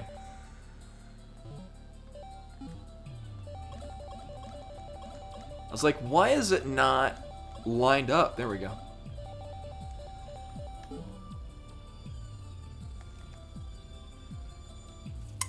I'm sure this seed will be great. It'll be dank AF. Here we go. So this seed will be much like the last one, except for it won't be nearly as bad because this last seed was just dumb. It was so weird actually having red coat go mode. Starting with a flamethrower, we're off to a great start. Of course it's starting with a flamethrower. With that many 420s, how would we not blaze it up? This is automatically the best seed. I mean, duh. It does need to butt. That's right, Butt Spot. You're cool and you can stay.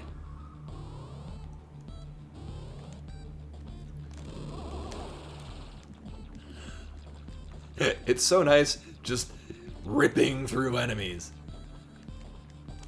Oh, fuck. Also, this Butt Spot on a roll already. Well, see, this is when Butt Spot works best, is when he just replaces single words in a sentence and doesn't try to, like, stick butt in the middle of existing words. And the drill, wow. However, if I've learned anything of the last many seeds, just don't neglect the other segments. So this is a single item. Well, the drill is necessary. Like, we literally can't leave this area without the drill. The drone does not go any faster, and that's our only other option. I mean, it would only be faster if we had the red coat, but if that were the case, we would need very few things ever. I'm not gonna lie, I double tapped left, thinking I had red coat. Lo and behold, I did not. So there's one other item up here. I mean, it's worth in the sense that I want numerous more of them. I see CJ is already playing Axiom Verge. Why is it alerting me to these things? I thought I had that turned off. Oh wait, no, I did turn it back on. Here, let me. This is good radio. Right. Boop. Because if I'm streaming, I don't want people messaging me on Steam.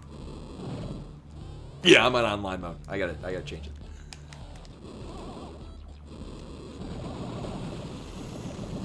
I wish, as far as I'm aware, you always start it online. So every time I start up Steam, I then immediately go into offline mode. Because if I'm playing games, I usually don't want to be talking to people. And that's the unfortunate thing, is just that if I'm playing a game, I feel inclined to talk to people if they try to talk to me. And then I'm not playing the game anymore.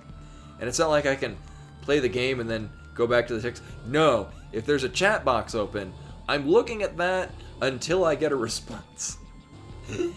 It inhibits my ability to enjoy the game I'm playing. And anyone that would be talking to me there can probably catch me somewhere. Wow.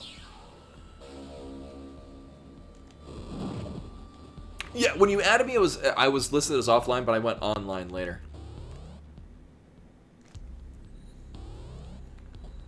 I think most people haven't played this. I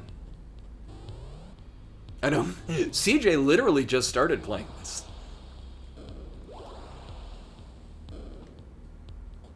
Yeah, so high jump boots and the flamethrower this early is not a bad thing. I don't know why I'm routing this way. The 420 room would be more full of stuff.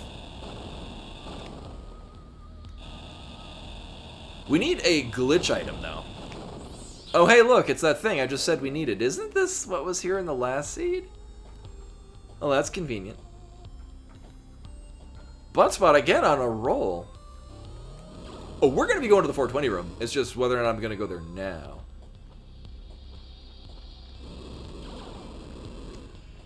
At this, so the 420 room has one item I can get.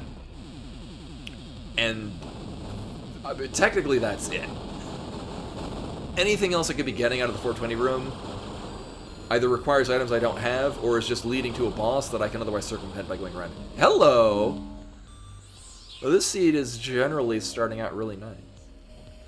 I wonder if they designed it that way, that if you put in 42069, twice over, you got a really good seat. Oh, I thought the damage would be forward.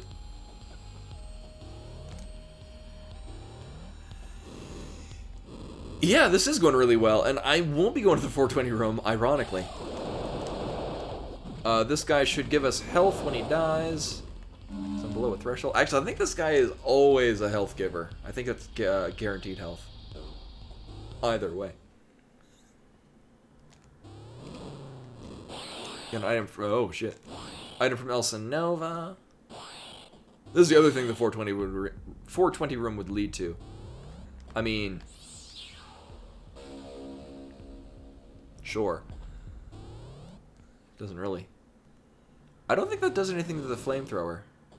I think flamethrower is dependent solely on size nodes. Well, there's the Sudran key. Yeah, that's the range node. We don't need to fight Talal.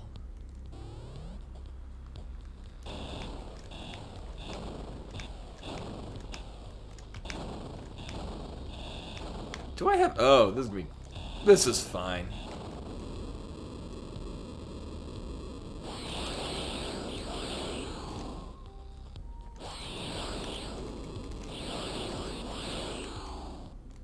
Really? None of these gonna give me health?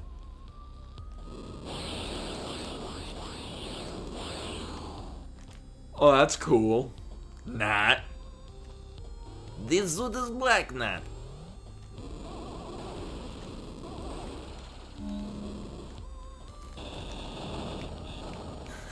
And the other glitch gun. Ironically, we need the glitch gun to get to this other glitch gun. Yo, dog. I heard you like glitch guns. So we put this glitch gun behind the glitch gun. So you got a glitch gun to get to your glitch gun.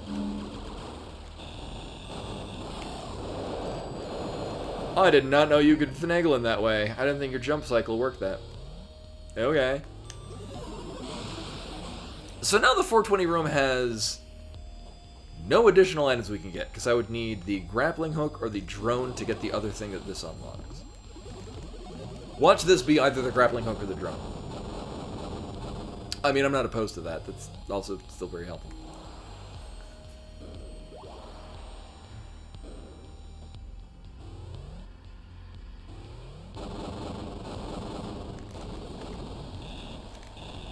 Oh, you're not a platform at all.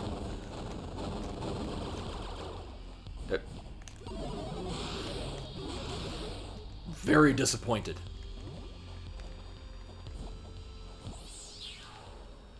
All the way. It's a good thing I have the glitch gun. Similarly, we can also get both items this way, so we can legit skip Talal because we have all the things to get past him. Oh no. Oh no. Ah. The seed is saved.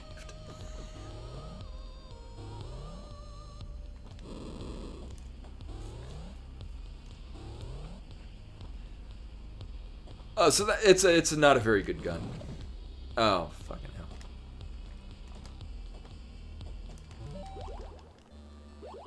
Yeah, apparently it's fine if you tap shoot with it, like you don't, because you can hold the button down and they'll fire all willy-nilly, but apparently if you just you spam tap the shot, they stay straight and it's pretty decent. But I don't give a shit enough to actually try it. So we do have a nice selection of items, however we are kind of low on mobility. And we do kind of need the ability to move properly. Yeah, I have the flamethrower. Like, there's... I mean, it would have more distance. But whatever. I can't even get that because we have neither a drone nor a coat. I can see this but can't get it. Well, we won't need that. I would prefer that to the last gun I skipped, but, you know. It don't have fire.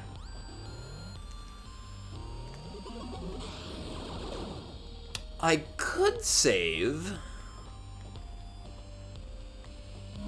Actually, no, I will.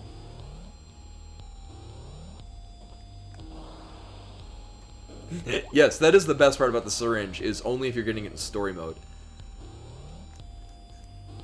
Otherwise, it's not bad. Like, it's not like, I don't know,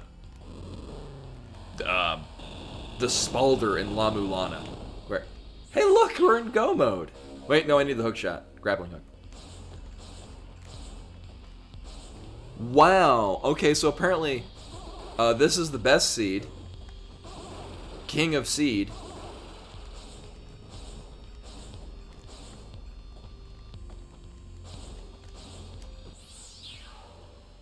Well, no, I mean, it's because even sword beams can detract from your damage. The thing with the syringe, both of them, is that it's so inconsequential. It's the bug net.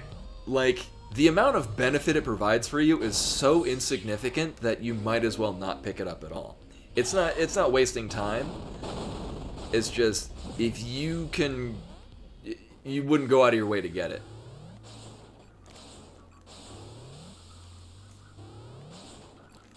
Oh yeah, and I mean, even if I couldn't even go mode if I wanted to, like, we still need the drone and drone swap or the grappling hook. I mean, nothing would be cooler than killing the boss with little pea shooters that it pops out. There's some swag to that. Not a tremendous amount of swag. Also, I should have saved.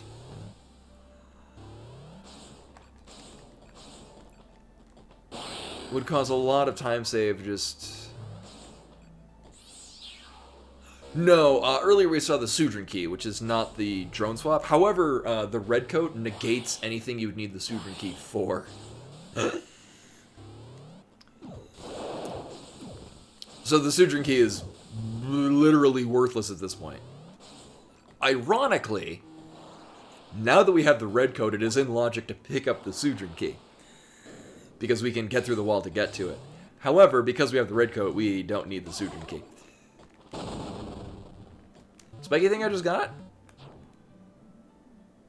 Oh yes, that is a drone swap launcher, or drone swap extender. Yes. I wasn't paying attention, I didn't see it. Also, here's our range weapon. Wait. Oh, fuck. Actually, this thing really benefits from the range nodes. Because without any of them, it's really bad. With them, it's still pretty shitty. Just not as shitty. So there's one item off to the left, but we're going to go through the YOLO room and get a handful of things. Uh-huh. Called the YOLO room because in the speedrun, you just hope you don't die. You YOLO the whole damn room. Even when you know what you're doing, it still isn't guaranteed to not go completely to garbage.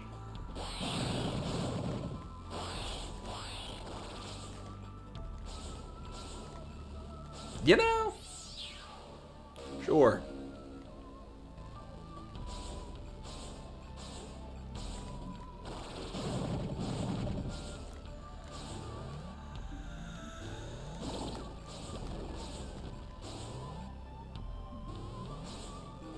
I read that and I want to read it as I want to be the guy, but that's a different acronym entirely. Writhing right on the right in the ground. What is it? What does it stand for?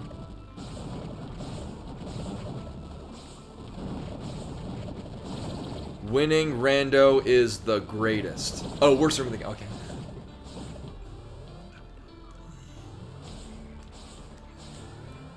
So I'm going this way for reasons I don't quite understand.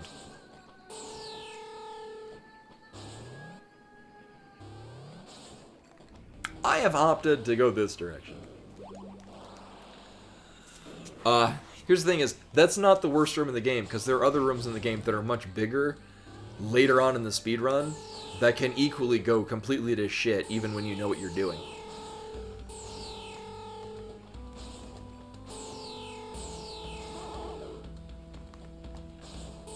Everything is great. Hey, it's the drone swap. Now we just need the drone. I'm very okay getting this. So, logically, the drone swap is required to finish the game. Like, in Rando, that is the logical, you need that to get to the end of the game item. But if you know what you're doing, you can ignore it completely.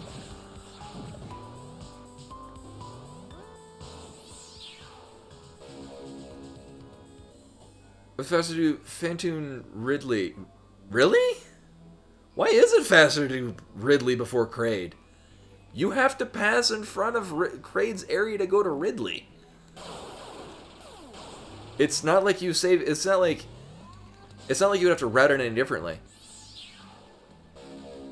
Why? Is there a reason why it's faster to do that? That doesn't make sense.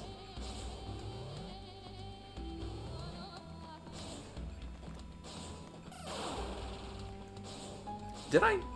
I did. I don't even remember what was there. Yeah, but the thing is that...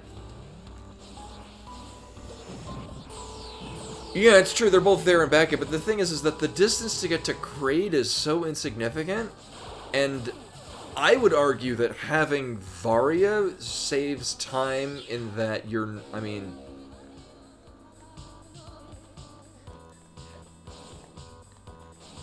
Thing is, doing one before the other isn't really a difference in time.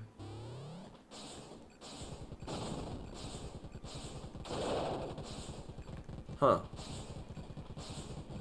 Zeke. Oh, you know, I never went this way in the last seed.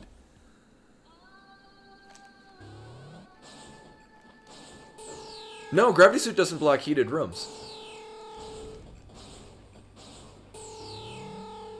That I'm aware of.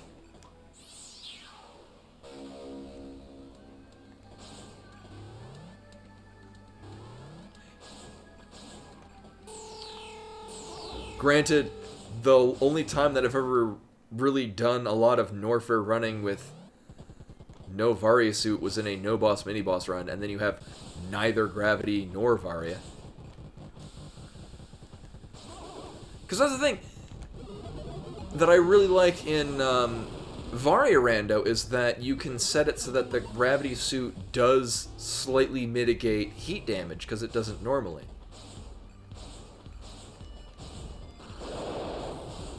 So I'm going to go here for a save, because I don't feel like dying. The save that's rarely used.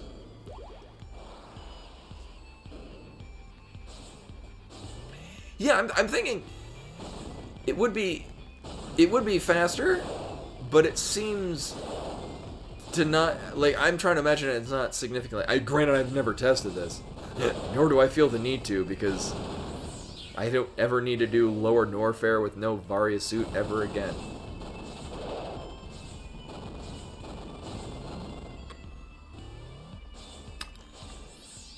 Sure, I'll take a scissors beam. Why not? Oh, wait, shit.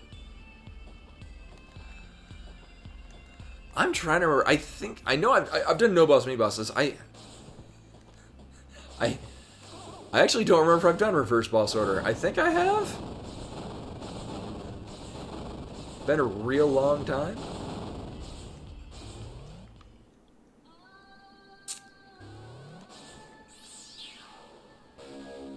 Uh-huh.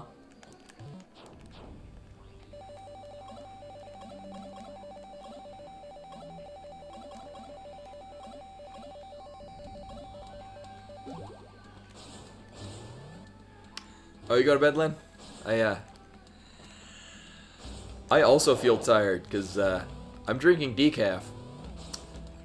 And I've been up since noon, which is absurd for me. What is even real?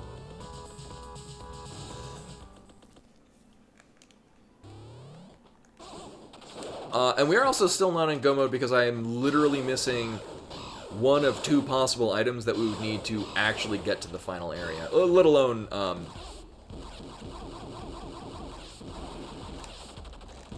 damage nodes and whatnot.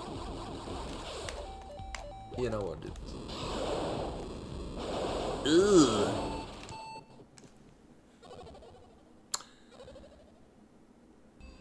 See how I had health?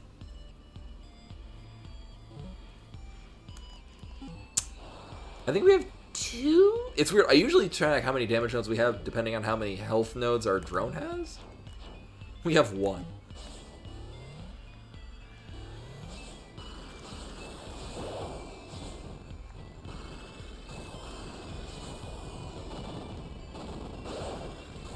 So yeah, if you, yeah, I'm gonna go this way.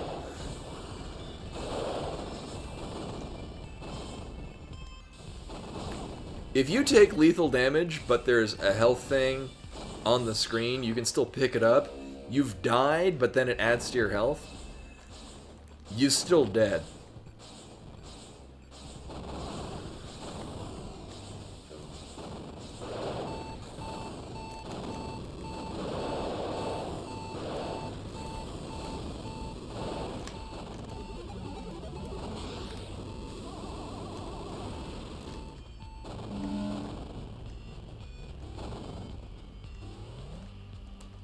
Okay, I'll take your word for it. I haven't done that in ages. And I think the last time that I did it, I was of an age where I just took most things for granted because I was like 10.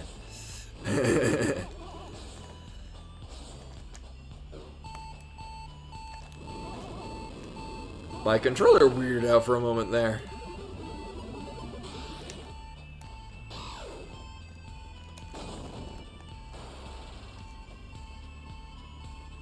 No, like I was pressing left and it wasn't going left. I mean, I was just building up tension. I hope this is a health node. Well, thank you. That's exactly what it was. Alright. So we can get 1 item and we can see 1 item.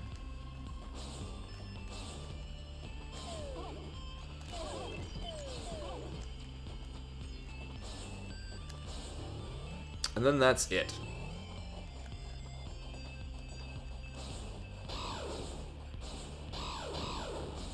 I read that really fast as your pupper having a shine spark. Well, I'm glad we got another health node for another health increase. Well, not a health increase, but a full health restore. Although if I died, I probably... Because I'm going to be saving and quitting anyway in a moment. Yeah, if your popper is shine sparking, get out of the way.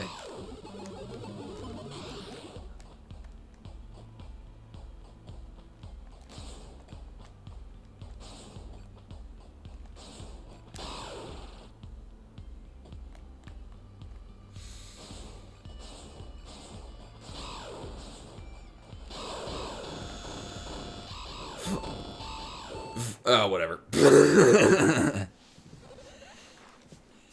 I don't need to check the item. So I needed to say, I would eventually be saving coming back here. I did want to maybe see what the item was up in the end, but that's the last thing we can even get. Oh, which is funny because Super Ghosts and Ghouls and Ghosts is not. I mean, it's a puzzle game in that you gotta go the right way or else you die.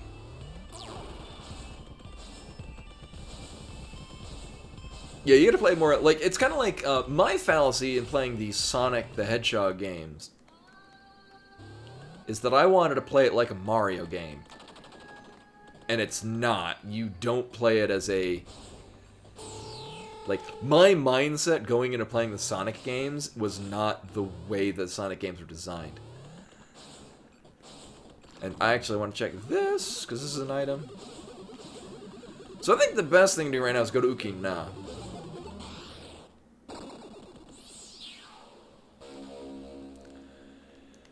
Here's the thing. I never really liked the Sonic games, but I loved Sonic Media. I loved the Saturday morning cartoon show, and I read the comics for, Jesus, a decade or more.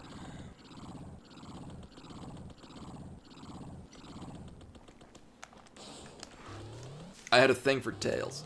Oh, nice. I need this. Please and thank you. I think we're just going to do Ukina. Because I can collect a lot if we don't get our go mode. Yeah. Oh, yeah, butt spot, no. Yeah, I know many a future furry really likes Sally Acorn. Yeah, well, Buttspot used all of its powers earlier on in the night.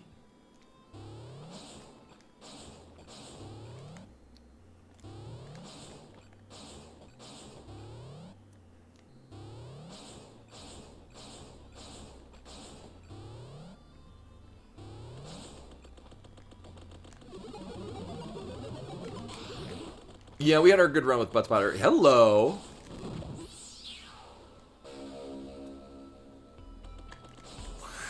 Hey, we found where all the damage nodes were hiding. Just in this. I think that's 4, or is that 5? That's 4. Oh, but we're one fragment away from an upgrade too. So that's a thing. Also, we literally need to do this segment.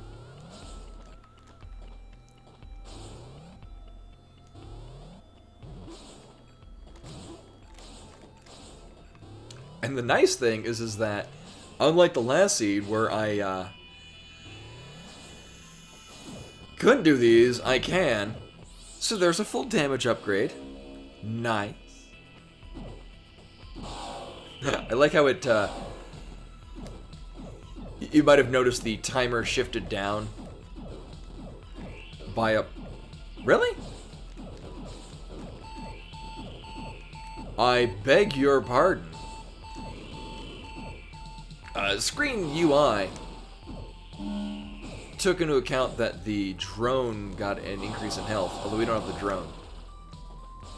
But it still shifts things around in the UI, accounting for that to be a thing. So it's gonna be real nice doing this with not the vanilla item collection.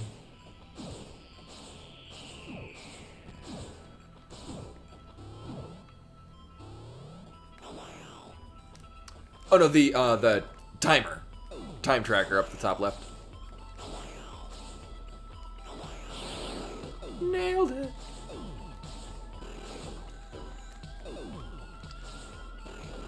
Oh my god. Oh my, I am having a festive time. There we go. In the top right, you might notice the last item that I get appears for a brief period of time. That is a nice item, but no, I'm good. Alright, well, there's at least a health upgrade. Or health refill.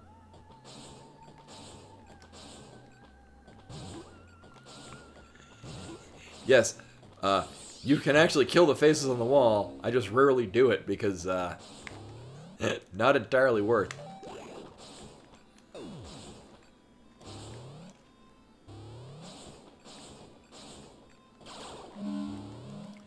This room's gonna be so much better with the red coat. So just do that.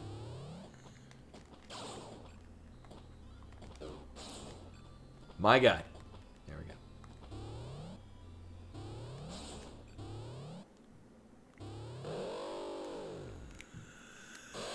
go. They full heal you, but if you get 5 of them, then you get a health increase. That's why it's like a piece of heart.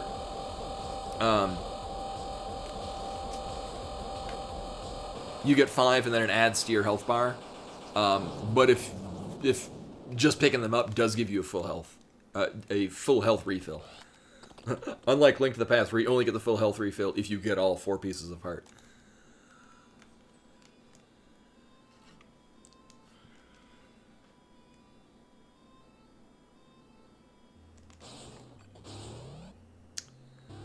So thankfully, we can collect all these. Now, if I get the drone, we're not really hurting as far as go mode goes. So if I get the drone, I just go finish the game. It'll just be a 45-minute seed. Nope. I mean, there's other places where it can be. Actually, I think not all, but... Wait a minute. No. Every other item location requires the drone. So we don't need to do this. Wow. Yeah, every other item check that's left coming down requires the drone, so we're good. Oh, nice winner.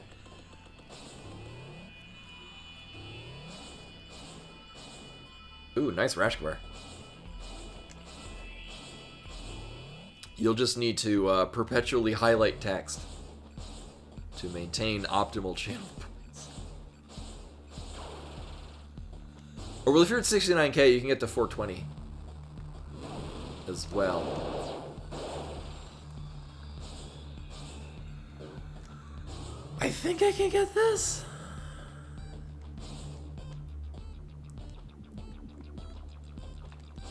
Yeah. And you were not worth. Actually, do I want to go this way? Actually,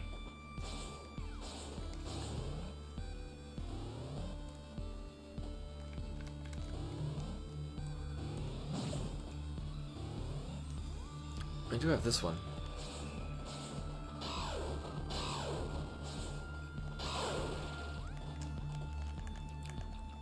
Nope.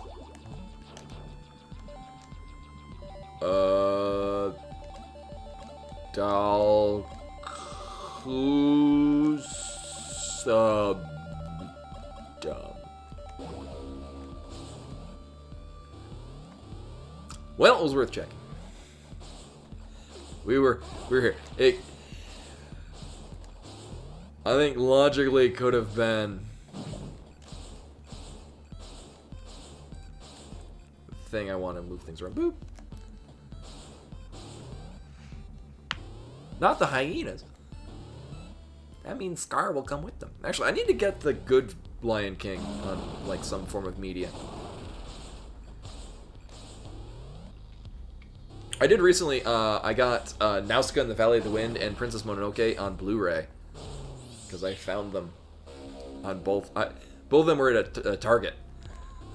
I was there getting whatever the hell I get at Target. What the hell was I getting at Target? I don't even remember. But I got those two movies.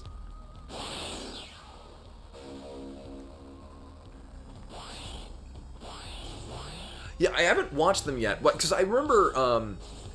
watching Princess Mononoke on DVD, and my favorite thing about it is that one of the subtitle options was the literal Japanese, which I understood none of watching it in high school because I didn't really understand Japanese culture.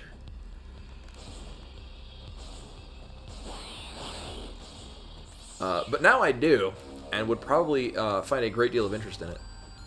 I can't see that.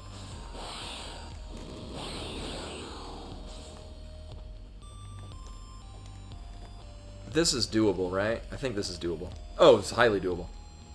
Oh, I saw the spiral thing and I thought it was the drone. I got real excited.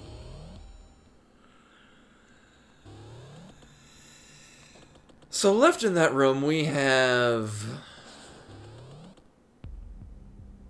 2 items locked behind the glitch bombs. Also, strange that we have the red coat and Elsa Nova is not in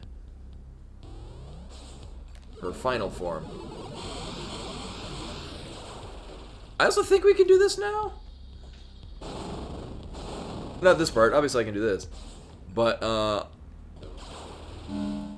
mean, you might be able to, you might need the grappling hook.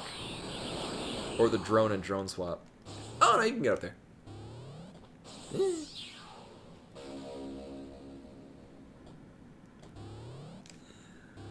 I'd have to hear that. I've listened to most of They Might Be Giants. I'm drawing a blank on that.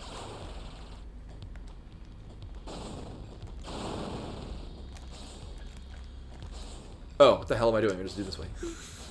Oops.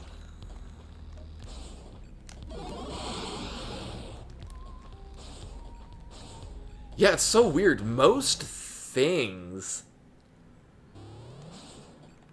that I would consider checking are locked behind the drone.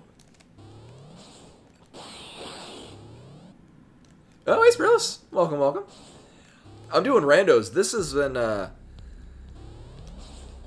very interesting seed. I need either the grappling hook or the drone for go mode, and this has been the case for the last 20 minutes or so. Well, we don't need this. But I got it. It's mitigation. Wait, didn't I need a code to get down here? This is advanced. I usually play Masochist. But, yeah, we needed the code to get down in there. Oh my god, wait, what?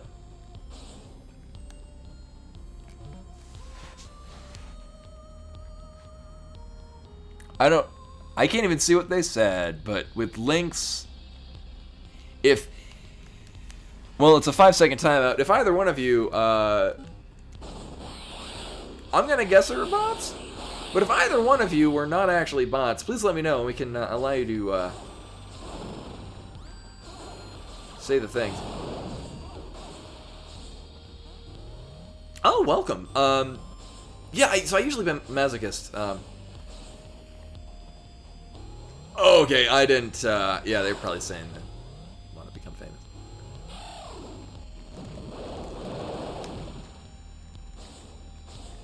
But yeah, so we're planning on doing Attorney, and I'm like, well, I should probably practice the advanced logic.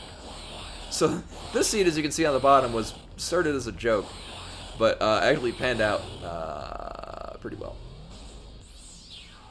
Our starting weapon was the flamethrower. Yeah, I'm looking forward to just playing Axiom Verge 2 in general. I will, I'll try to find some glitches in that so I can give them stupid names too.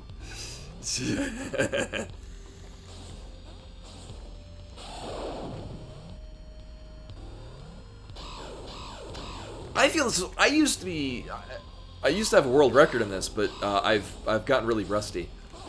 But I do still really love this game.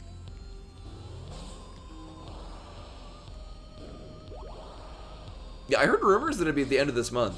I don't know, but as soon as I find out when, I'm immediately buying it on the Switch and then picking it up when it comes out, and we're playing it on the stream.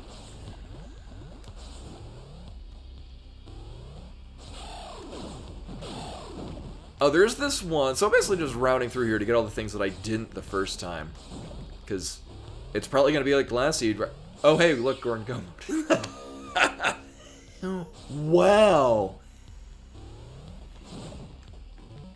I have 4 and 5? 5 and 6? Fuck that. We're going right back to the start. I know, yeah. And not only is it a 38-minute go mode, 38-minute go mode, and I'm comfortable with the position of items that we have.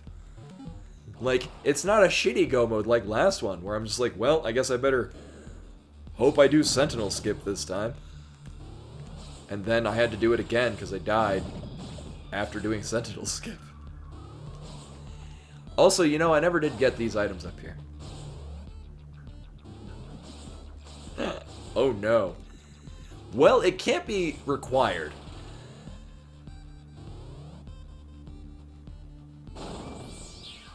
Well, I'm glad we got the drone before this, because, I mean, we would have actually been in go mode, I don't know, half an hour ago. Sure, I'll grab this too, why not?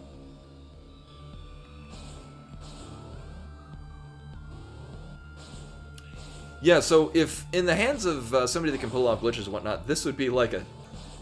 And not only that, so many of the power node upgrades were out of Uki-Na. Like, you didn't really go out of your way to get all the power upgrades.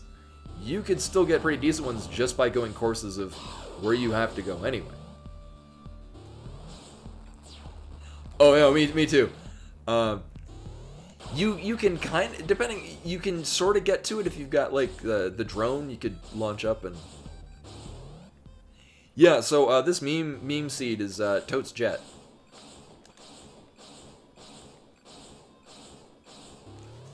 The nice thing...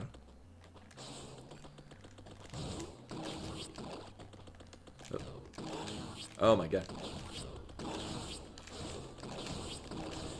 Is that I get to go this way this time, which is significantly faster than the way you're supposed to go. Until I just fuck it up. My god. I remember where all these walls are, I swear.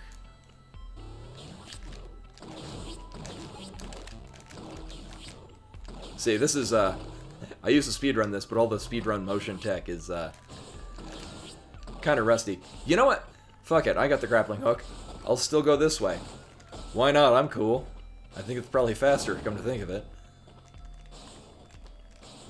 My god. So hopefully we'll just pick up a couple damage increases and other such goodies. I'm still gonna take saves because you know I'm me. I don't have glitch bombs.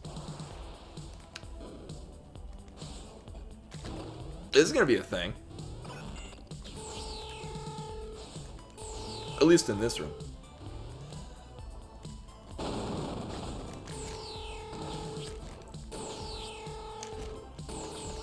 Oh man, old school getting through this room. Hell yeah. I should have enough to make this not terrible. Yeah, it'll be fine.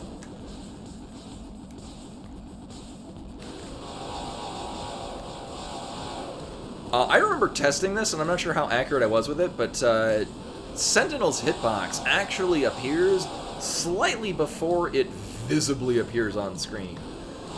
Or also visibly reacts to you hitting it.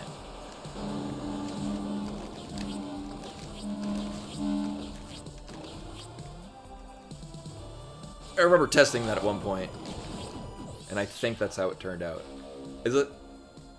Oh no, we need like another 4 or 5 of those.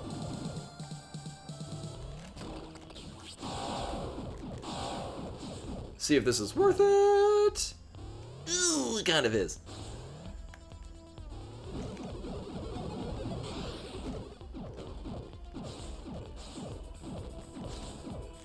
Especially now.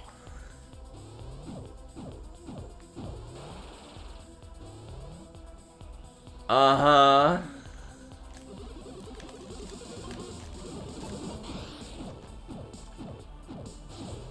Fuck. No. I want them to help me.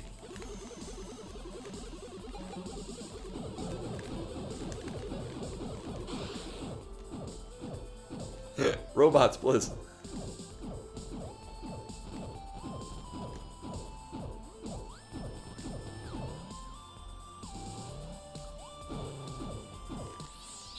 On the plus side, we've now killed all the robots in that room. I mean, now we've killed all the robots in that room.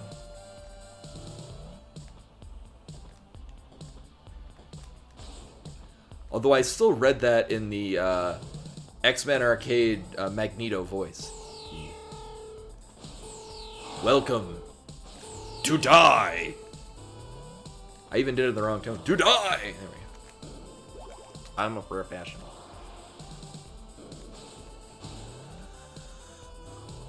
No, it's B-17 Bomber. That was my ringtone for the longest time. Is that another damage increase? Oh, well. Sure, I mean, it's an increase of some sort.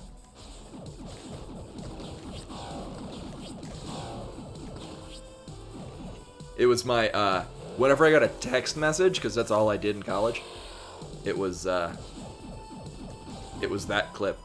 But it was ripped directly from the Angry Video Game Nerd episode, so it had a slight audio clip of...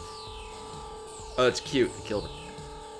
Slight audio clip of what was occurring at that part of the video.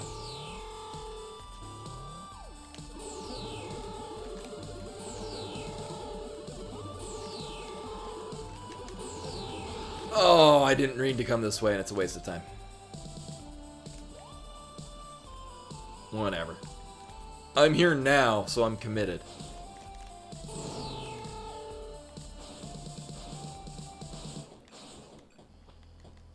We'll do it live. And damage increase. Oh my god, it is! Alright, so it's actually suddenly worth. Hot diggity. Everything's coming up, Millhouse.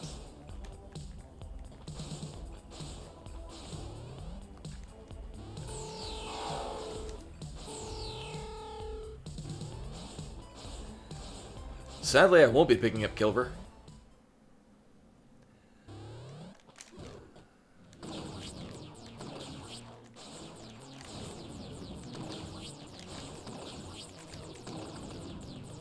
I remember making a video of the optimal way to move through here, and I would have to review my own video. It's mostly following the way that I'm going. Because in the speedrun, you don't hit the save point. I probably could get away with not hitting the save point. Whatever. I'm gonna have to deal with these when we come out, though. Fuck.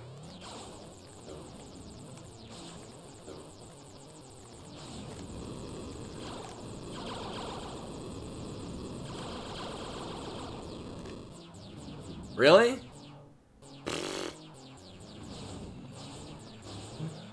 Whatever. I've got, what, 9 damage fragment? It's cool.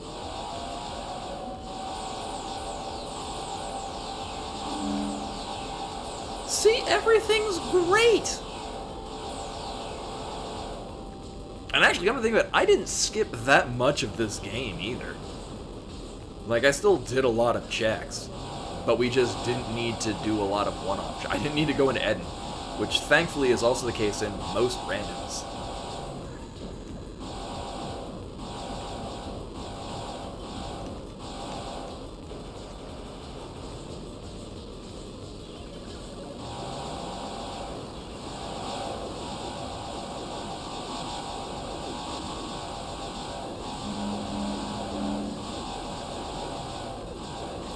This is why I love the flamethrower. When you're dashing up, it's just basically hitting in a 90-degree angle.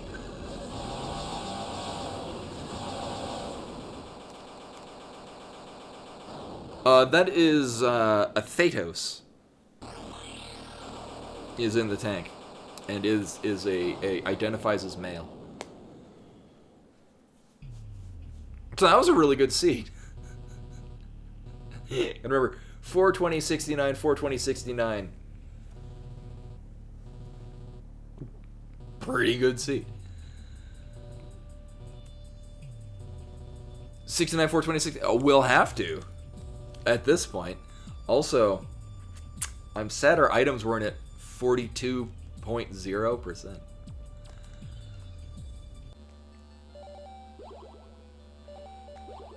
Oops. Oh no, it didn't say. Oh yeah, remember the Elite 069 420.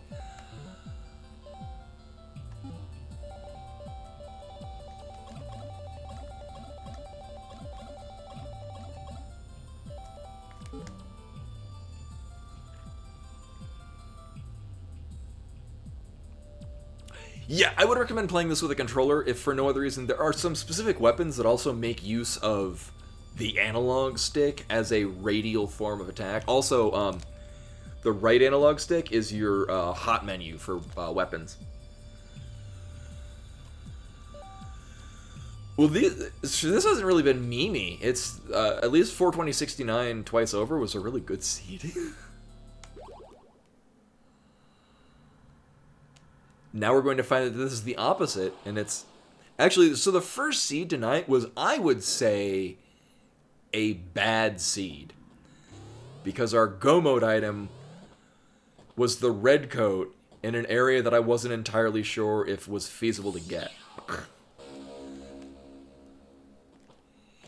Yeah, the dashing is,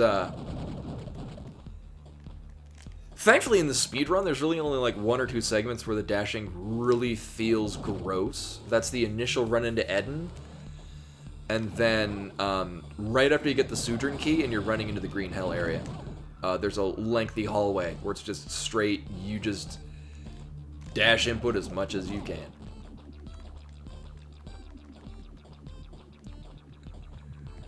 So much like the first seed of the night, oh my god, we're starting with a bad weapon. Well, I mean, honestly, this isn't a bad weapon. It has a value to it. Actually, I might go kill Zader just because this is a really minimal effort Zader fight.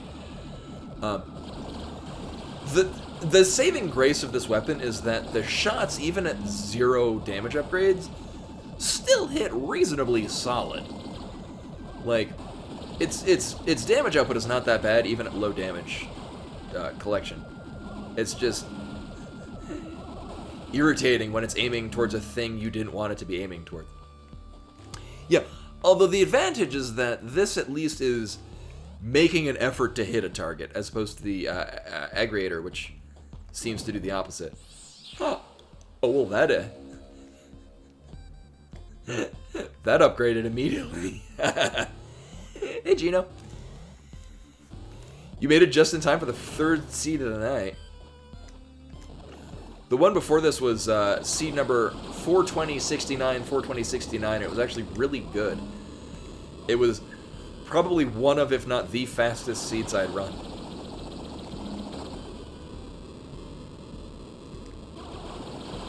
This one is, however, 69, 420, 69, 420. Nice.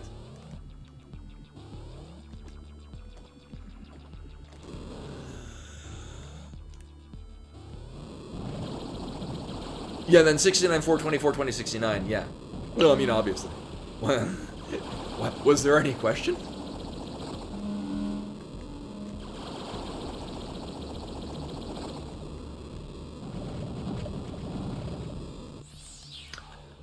Actually, that's a good point. I should try that on other difficulties. I don't know why I'm spawning at respawning at the start. Saving and quitting would do the same. So we have the flamethrower, we have the drill. Let's say we're in a pretty good spot. I don't think I can get to... I don't think that with base upgrades, I don't think this can hit. Alright, good night, Tatum. Thank you for coming. Yeah, so Tatum, as a reminder, because of the work thing, I'm going to be starting an hour early each night, and probably finishing early if I can. Just because, I have to wake up in the morning now. Sucks. But I will be streaming now. Oh, cute. This might be required. I should be streaming every Monday, Tuesday, Wednesday, and Friday. We'll see how that works. So it used to be that I would do 3 days a week, effectively. Actually, now we don't need to clip through to hit that switch. We can just do this. Weird. No, I can't get this item, but I can see what it is. Oh,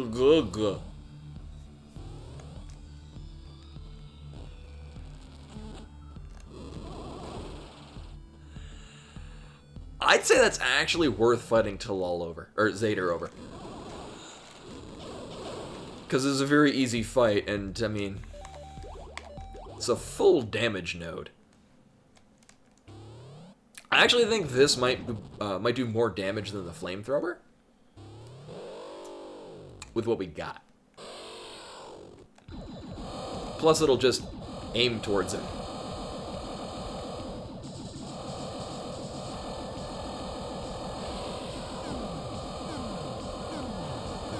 And his little bombs don't want to go towards it.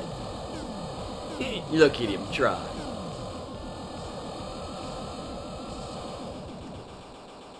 Alright, sounds good, CJ. Good night.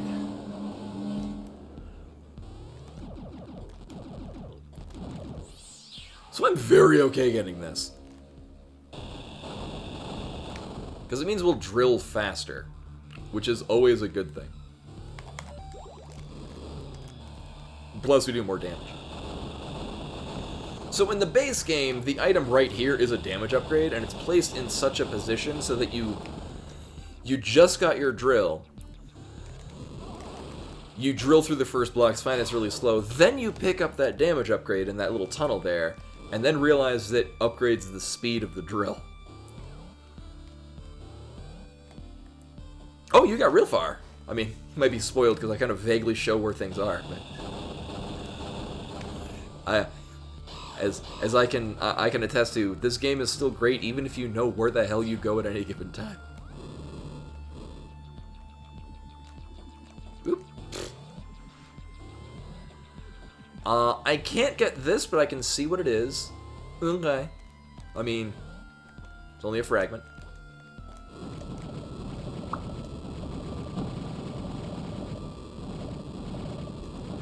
Also a fragment. We're doing pretty... So, there is one other item up the top that is in logic that I've just generally orphaned because the time it would take to go up and get it is not as impactful as just going this way.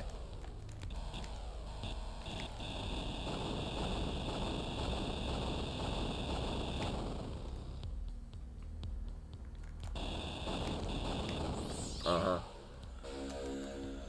Do I want to do the 420 room? Yes. Because we have a wall clip item, and going the other way doesn't benefit me because we don't have a glitch item.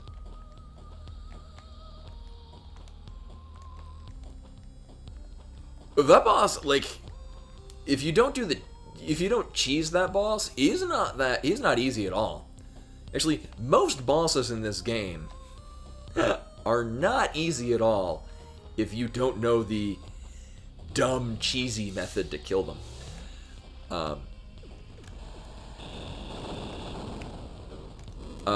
Gertab, which is a boss that I don't even fight in rando. I don't know if there's a cheese method for that boss. The cheese method is you just don't fight that boss. You just nope out of the... you just nope out of the room immediately. The boss is awful. So we'll get our item from Elsinova. And actually, I can get the item at the bottom of that shaft right afterwards. Because we have a coat of some sort. Gertab is the Scorpion Man. I'm pretty sure it's Sumatran for Scorpion Man. Because I've seen that same thing said in other places. Yeah, so he's a Scorpion guy that... oh my god. You have to shoot under him because that's where his weak spot is. Oh. So with the glitch gun, I actually can get some other things at the start, or to the left of where we are. I want to say 3 items. Oh, that's a good point. Yeah, you can skip Talal and Rando because you just need 1 coat of any kind to get through it.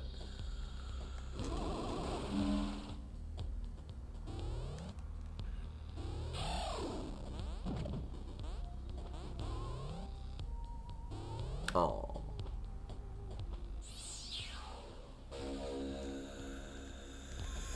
It could have been useful, but it wasn't. I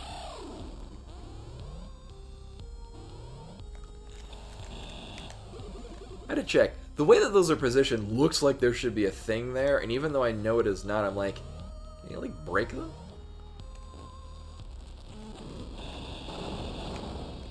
I don't want to spoil it, but if you want to know the cheese method for him, I can let you know. It's really stupid.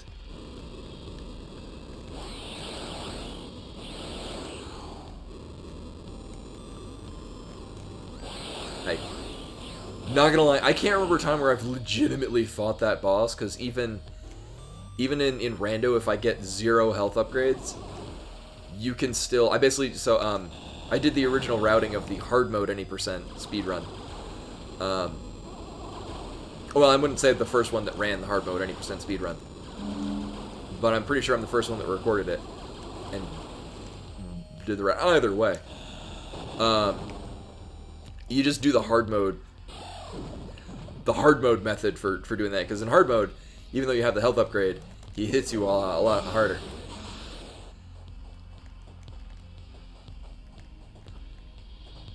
Yeah, I'd say it's the way you're not supposed to fight Talal, but honestly, I think most of us that run this, it's the only way we fight Talal. Is that fragment 3? I know we got 2 up at the top. Do we got any others? Yeah, that is fragment 3. Okay.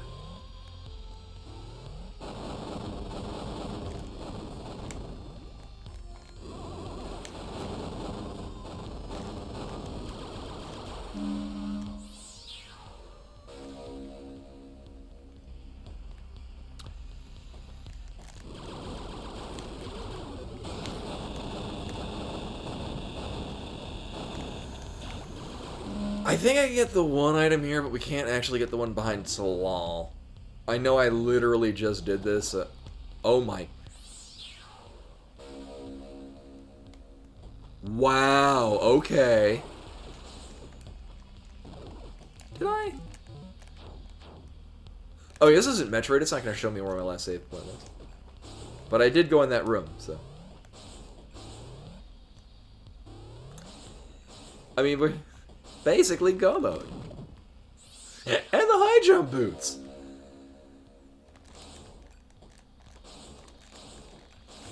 We can just go this way now. This is not ideal. But I do get an item out of this. And then we get to go to the creepy floating head train.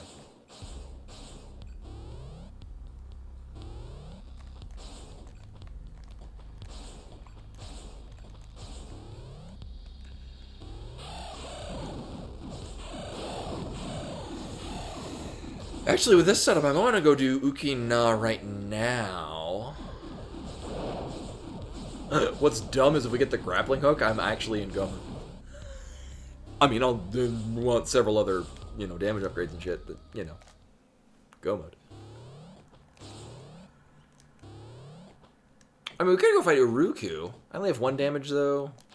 Yeah. We'll just do Ukina. Again, there we go. Because we can collect most things out of here, and then we gotta do this at some point anyway.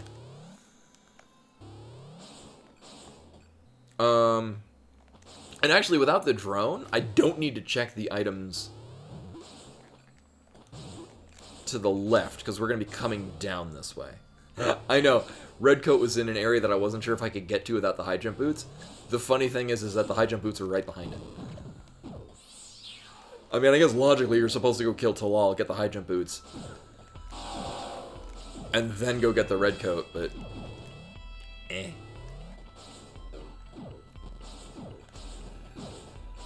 Actually, I think either way works, because it's not like you have to do any sort of funky jumping. Oh my god. Did you get there? Yeah, well, I would need the drone and also the swap. But if I get the grappling hook, then we're in go mode. But I would definitely want more damage and health upgrades, especially health. Although we do have 2 coats, which is pretty cool. Not gonna lie.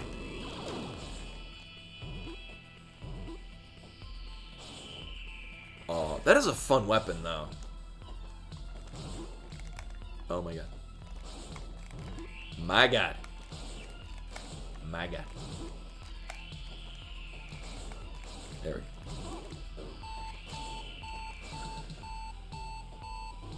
I mean, this is probably fine. Do these guys...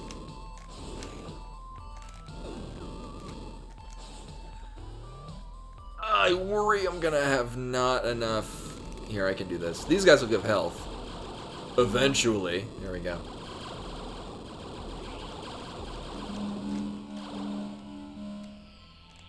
There, we're fine. Fuck.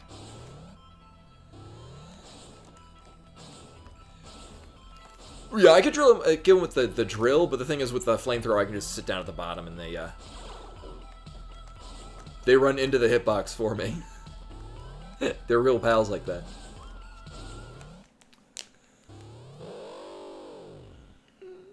Oh, take care, CJ. Yeah, I'm gonna have to. I was gonna try to do. The thing is these seats are going really fast. Oh yeah, well the thing with the hands, I would worry about getting into their hitbox and then taking damage while trying to kill them for health. Not guaranteed, but I'm me, so that's a thing I worry about.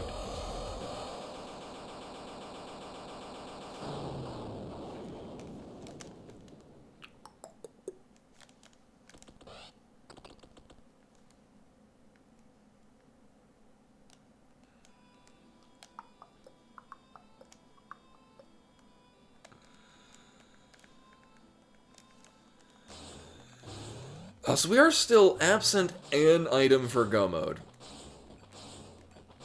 Considering that, unless I'm mistaken, everything else that I would be getting in Ukina relies on the drone. We're going to get this item, which should be in Logic. Yeah. Actually, I don't know if it's in... Okay, you can't do that. I know I can. I wasn't sure if you... You're expected to do that.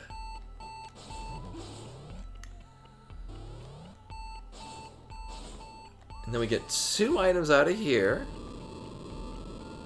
This is totally safe. Uh-huh. Uh-huh.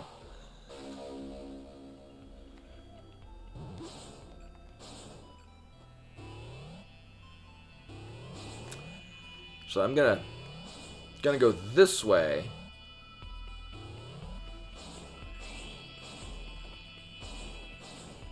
So we're at 1 damage and 2 health? Oh, 2 and 2, okay. Where do you get the other one? Oh, I got enough fragments. Oh, that's cool. Although I am pleased to take that detour to Zader. And get the other one. That is definitely a huge benefit. So there are 2 items this way, and only one of them I can get, and it's... Oh. Dang it. Is that the grappling hook? Oh. It was red. I didn't really pay attention to what it was. Sadly, this item requires the... Wait.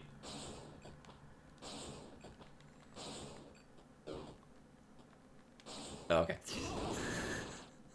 It does require the drone.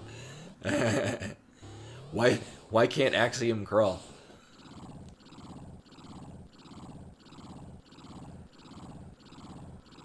I think I'm gonna go to Kerr. Oh yeah, it's when my mother was raising me, there was, you know, the additive, the adage, money can't buy you happiness. What my mother would say to that is, money can't buy you happiness, but a lack of money will sure make you miserable. Yes, that's the... having a stable job and income is great. And definitely a thing to look forward to. Because not being able to afford things is not fun. So I hope that you do, in fact, get the job you're talking about, because a night job, and one that pays well, is very relaxing, I will say.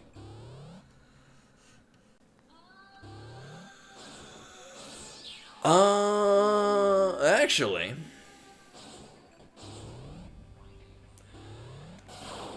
the Weird Al song, This Is the Life, has the line, well, if money can't buy happiness, I guess I'll have to rent it.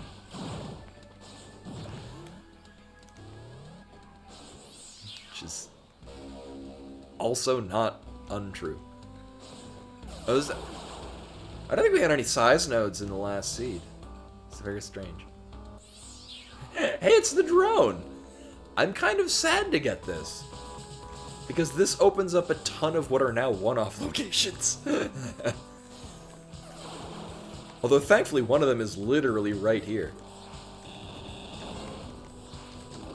Fuck.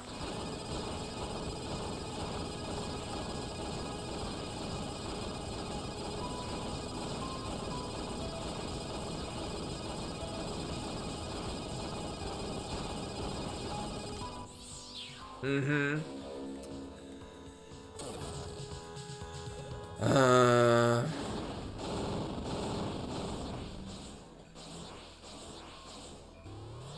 So this whole segment is literally for one item.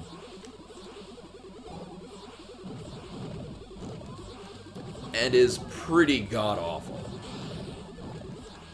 I equate this segment to Shock Tool from Super Metroid Rando. Where it's one item, it's got a pretty high level of entry, and it generally sucks doing it. So we gotta glitch these whatever the fuck, and then jump on them, and hope that they bounce up to the ceiling in the top left. Now the nice thing is that if I die, which is still a thing, because there are flying enemies up the top right, I'm gonna... No, I'm good. Remember about Orn? It sounds familiar, but I'm drawing a blank.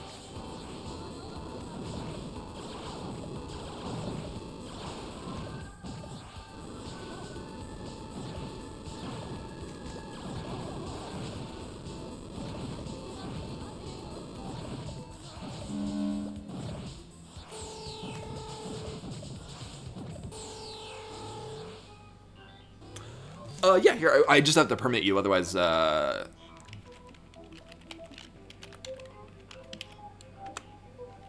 What? Oh, it's... There we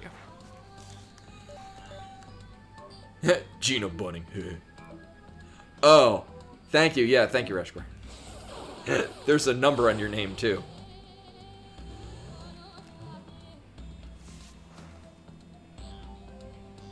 What?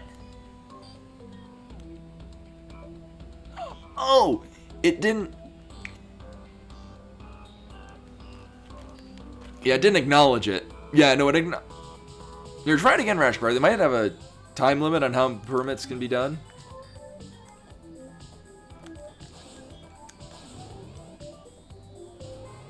Yeah, butt spot ruined. Okay, there we go.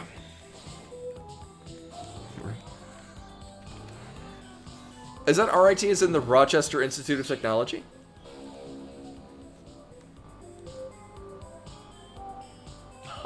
Oh, I've heard that. I've heard of it. I haven't played it, though. Yeah, because it's, I... Surprised Nintendo hasn't shut that down.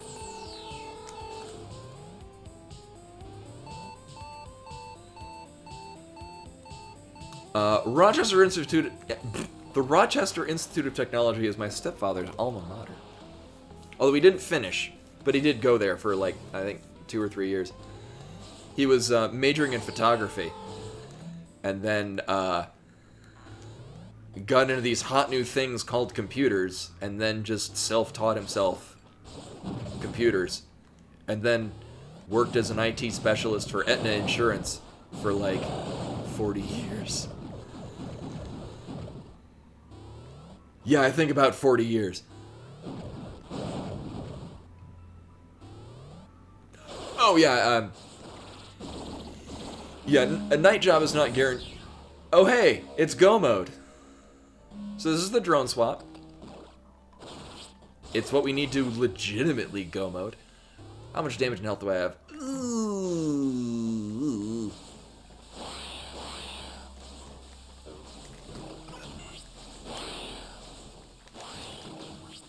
But yeah, your mileage may vary on how relaxing a night job is. I mean, my job is relaxing as, when I was working nights all the time. as relaxing as that is, had its times when it would not be relaxing.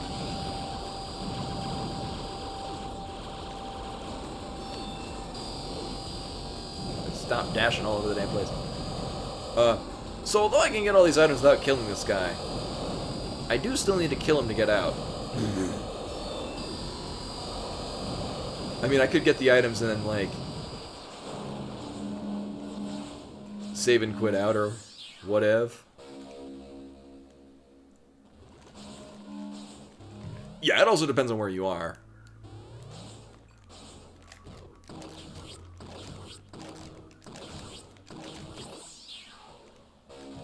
Sure. I'll take this.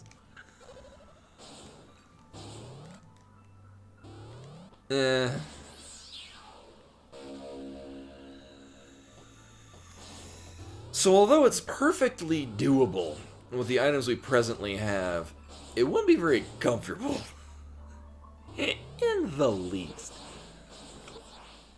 There are some rooms I can route through that have items that are not terrible. And then there are also some rooms that are terrible that we can route through for items, but I won't. Oh, I got this whole segment of the game. Yeah, there's a good chunk of items that were just not collected out of here. We still have the YOLO room.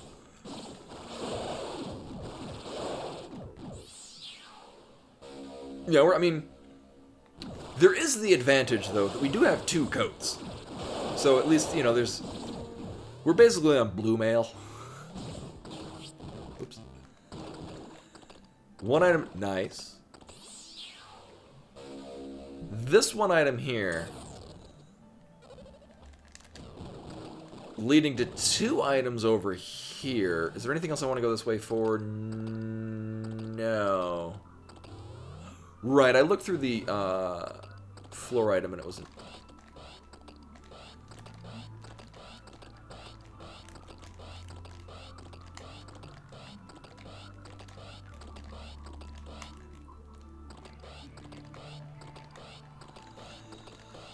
There we go. Oh, can you code down there? I mean, I guess, yeah, both are viable. I'm sure. Unless somebody tells me otherwise, I'm pretty confident that these don't stack. But whatever. Nah, I don't need that. That does have its practical applications every now and again. Today is not that time. Also, this is my favorite song in the game.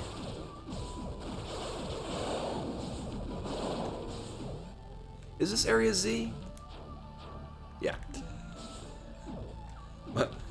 As mentioned before, I've mentioned this before, but much like Thomas Happ, who came up with the names for all these areas, like, just before release, he just called them Area 1, Area 2, Area 3, Area 4. So, I don't feel bad not remembering the name of, like, any of them. Like, the first area is, like, Eribu, and then this is Z. The Kur is the area above it. Ukin Na is easy to remember, and that's such a memorable location in general. Mm-hmm.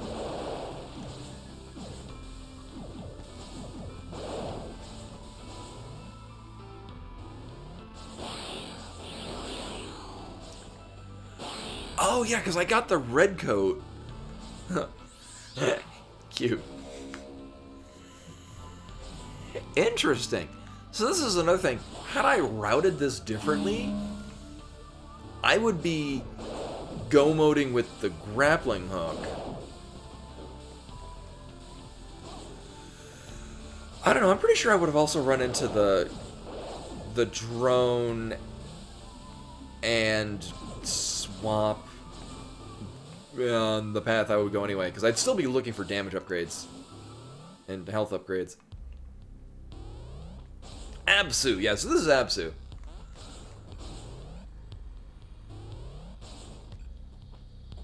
Yeah, Eden is also memorable because it's the worst part of the game.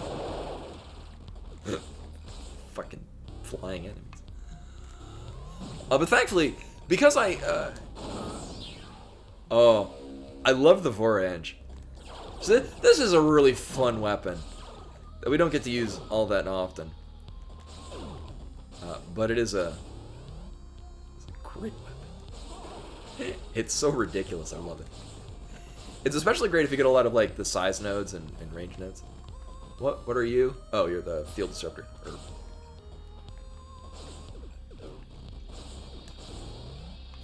Yeah, well, so progression in this is right behind Talal was the red coat and also high jump boots.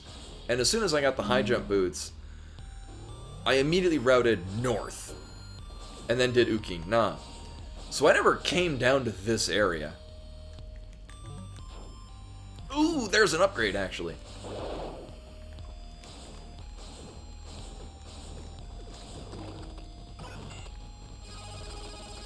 Oh, fuck.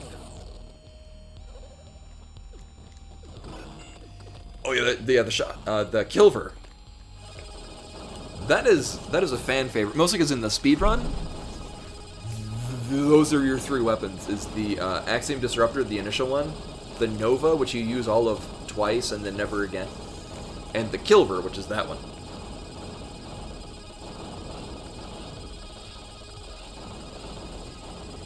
Yeah, so I'm generally pleased with how this was routed. I think this worked pretty well. So we're at 4 and 4, which we have the flamethrower and 2 coats, so it's not terrible. We do have 2 other checks though. All right, well, we have 1 other check.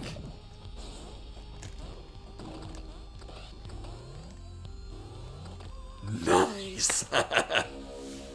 I am pleased with this. Oh. Yes, don't don't screw that up. I mean, how will I ever remember the name of this seed? Because I should have gone back to the start. Fuck.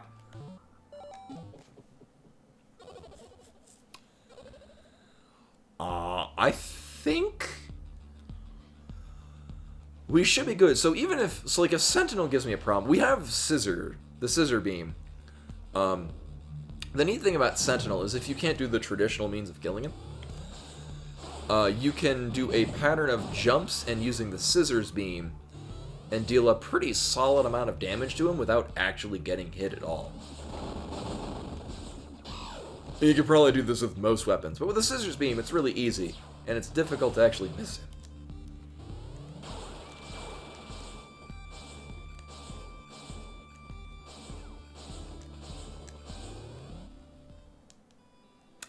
I will probably check some of the drone locations. I'll just check the one right under El Sonova. Oops.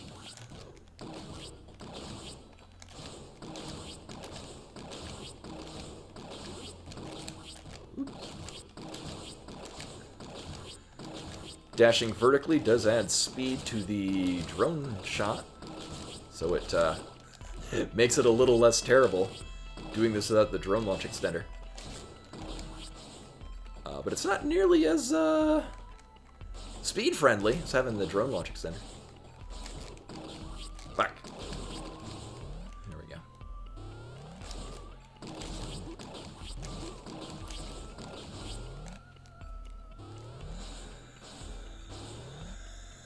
So I will check this because it's pretty quick, and then I think we'll just go straight up to Mar Uru.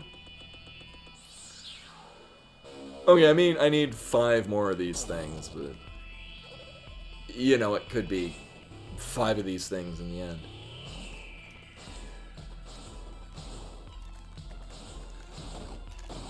Oh, fuck.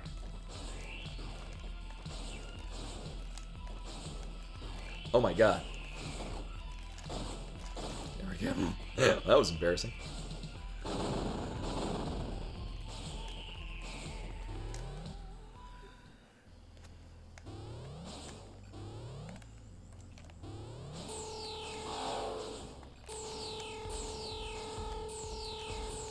And again, we don't have glitch bombs.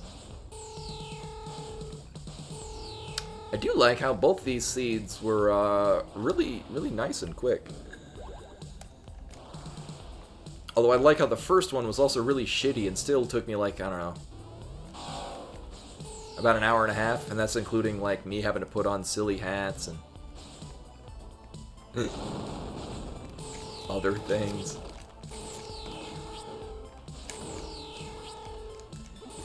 You know, I don't feel like dying here. I do feel like killing these though. No. You're not the flamethrower at all.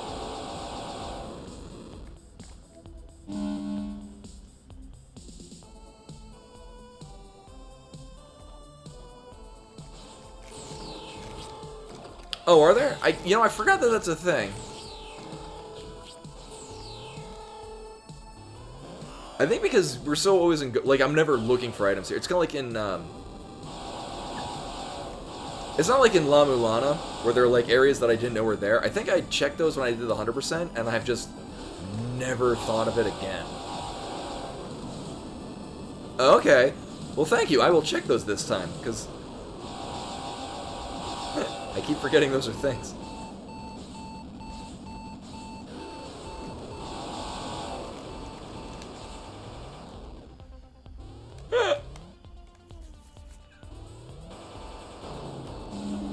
That was fine.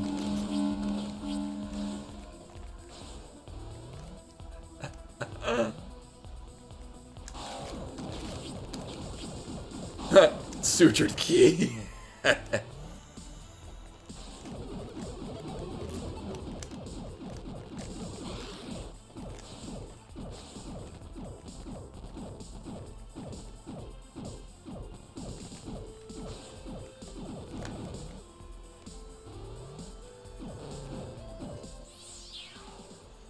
Oh, you're right. I keep forgetting this is a thing. Well, you said there's 2 either items?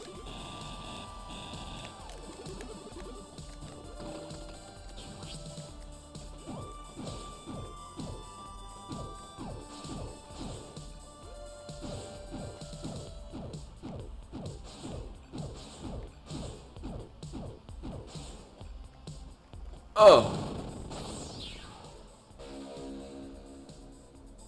Well, thank you. I forgot. Also, I now have my screen turns orange thing starting earlier because I got to get to bed in a short while.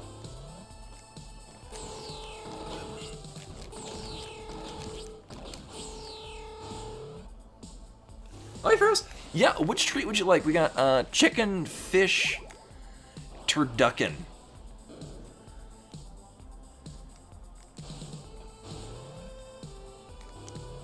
Chicken's always good. Well, and conveniently.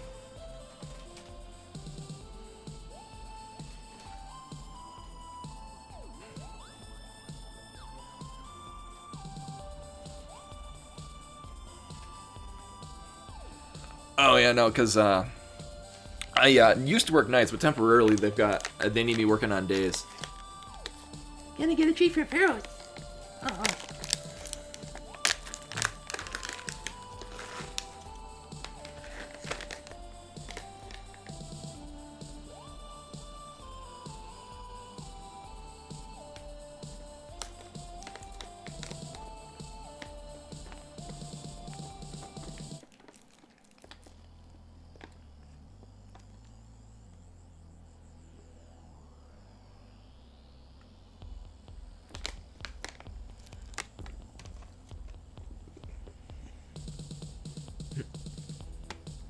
You're gonna move those right there. There you go. Good girl.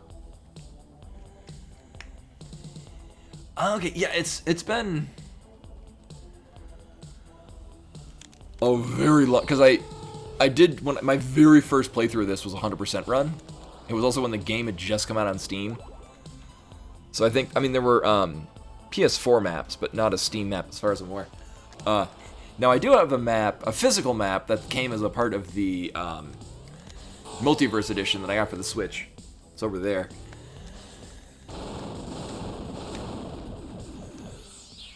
Is this enough for another health upgrade? No. But thank you for reminding me of that. It had not become part of my mind.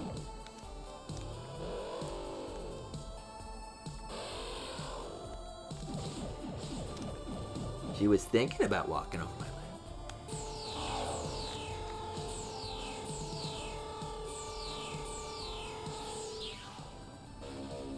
You gonna jump?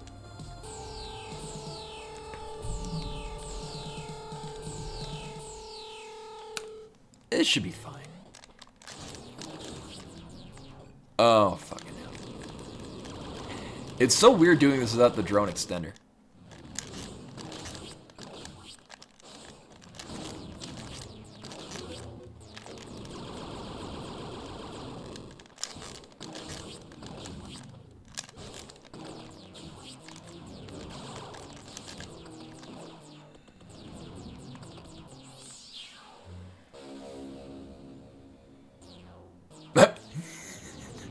So that's the trench coat. Now we have maximum damage mitigation.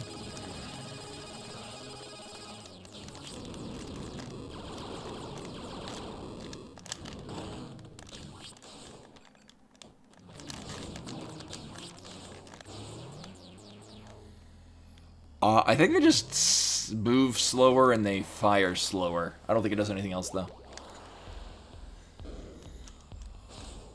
So I'm very cool having all three. It's really funny to have the trench coat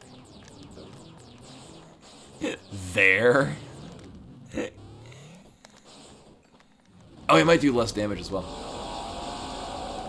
It's so in speedrunning this, a lot of the enemy glitch effects I've forgotten because there's so very few actually used to a practical extent.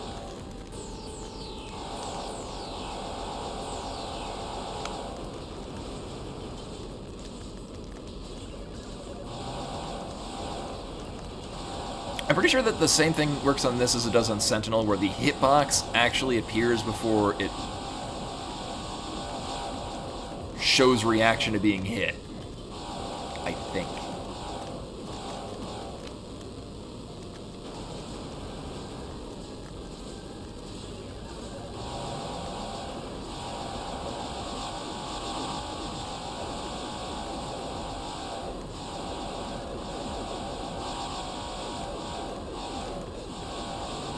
So both 69 420, 69 420, and 420 69 420 69 were both really good seeds. I almost wonder if it's designed that way. And I would consider running a 4 seed if it weren't for the fact that tomorrow is the first morning I need to wake up at 9:00 something in the morning, and I'm not entirely confident I can pull that off. Let alone fall asleep at that time, or at a time where I will wake up then.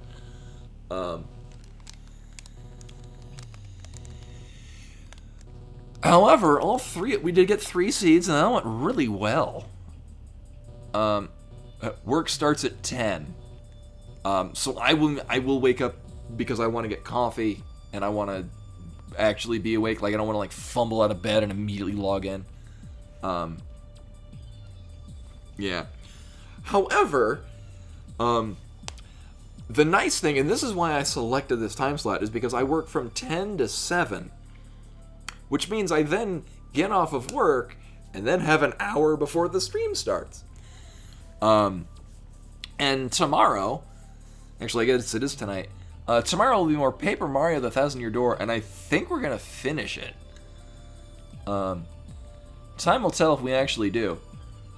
But it seems highly likely that that'll be the case. And then, depending on how much time it is beforehand, we might start FF10, or just hold off on that until later. But the nice thing is that now it could be Monday. So, my plan going in now is Monday, Tuesday, Wednesday, and then Friday will be stream nights. And then I will have Thursday, and then Saturday and Sunday off. I might move this around. But yes. But Spot's done that before, yeah. So we'll see, because I realized that with my previous schedule, I would be streaming 3 days out of any given week. So it would be Sunday, Wednesday, Thursday, or Monday, Tuesday, Friday. So this is actually giving me feasibly 4 days a week to stream, which is pretty nice. Also, it's every day is the same end of the week. So this week will be, at least the plan. We'll see whether or not I can handle this. Monday, Tuesday, Wednesday, and then Friday, and it'll be the same next week. Which means I could do Monday. The plan is Axiom Verge randos. Tuesday will be whatever RPG going on. Wednesday will be whatever Let's Play I'm doing, in this case, Brave Fencer Musashi. And then Friday will be Link to the Past or Super Metroid randos. Either viewer seeds or generating my own. So, Metroid Link to the Past or Super Metroid Link to the Past. But anyway, for the time being, that is all for tonight. The nice thing too is that ending soon, or ending earlier, means that we get to raid Koi. Host Koi _stream. So that is the plan going forward. We'll see whether or not I need to take one of those days off, and then I'll find a way to make it work. But with that plan, it is pretty consistent, which I like. But anyway, that is all for tonight. Thank you for coming in and hanging out, watching me 420 blaze it through 3 seeds, 2 of them also because it's 420, and we blazed it. Which is probably why we started with the flamethrower. I'm going to toss a host over to Koi, who is, shockingly enough, playing a Link to the Past rando. It looks like he's doing an inverted seed of some sort. Yep, it's just inverted. Yep, nothing else different. But yeah, so I will be back tonight with Paper Mario 1000 Your Door, and hopefully see you guys then. Till then. Bye.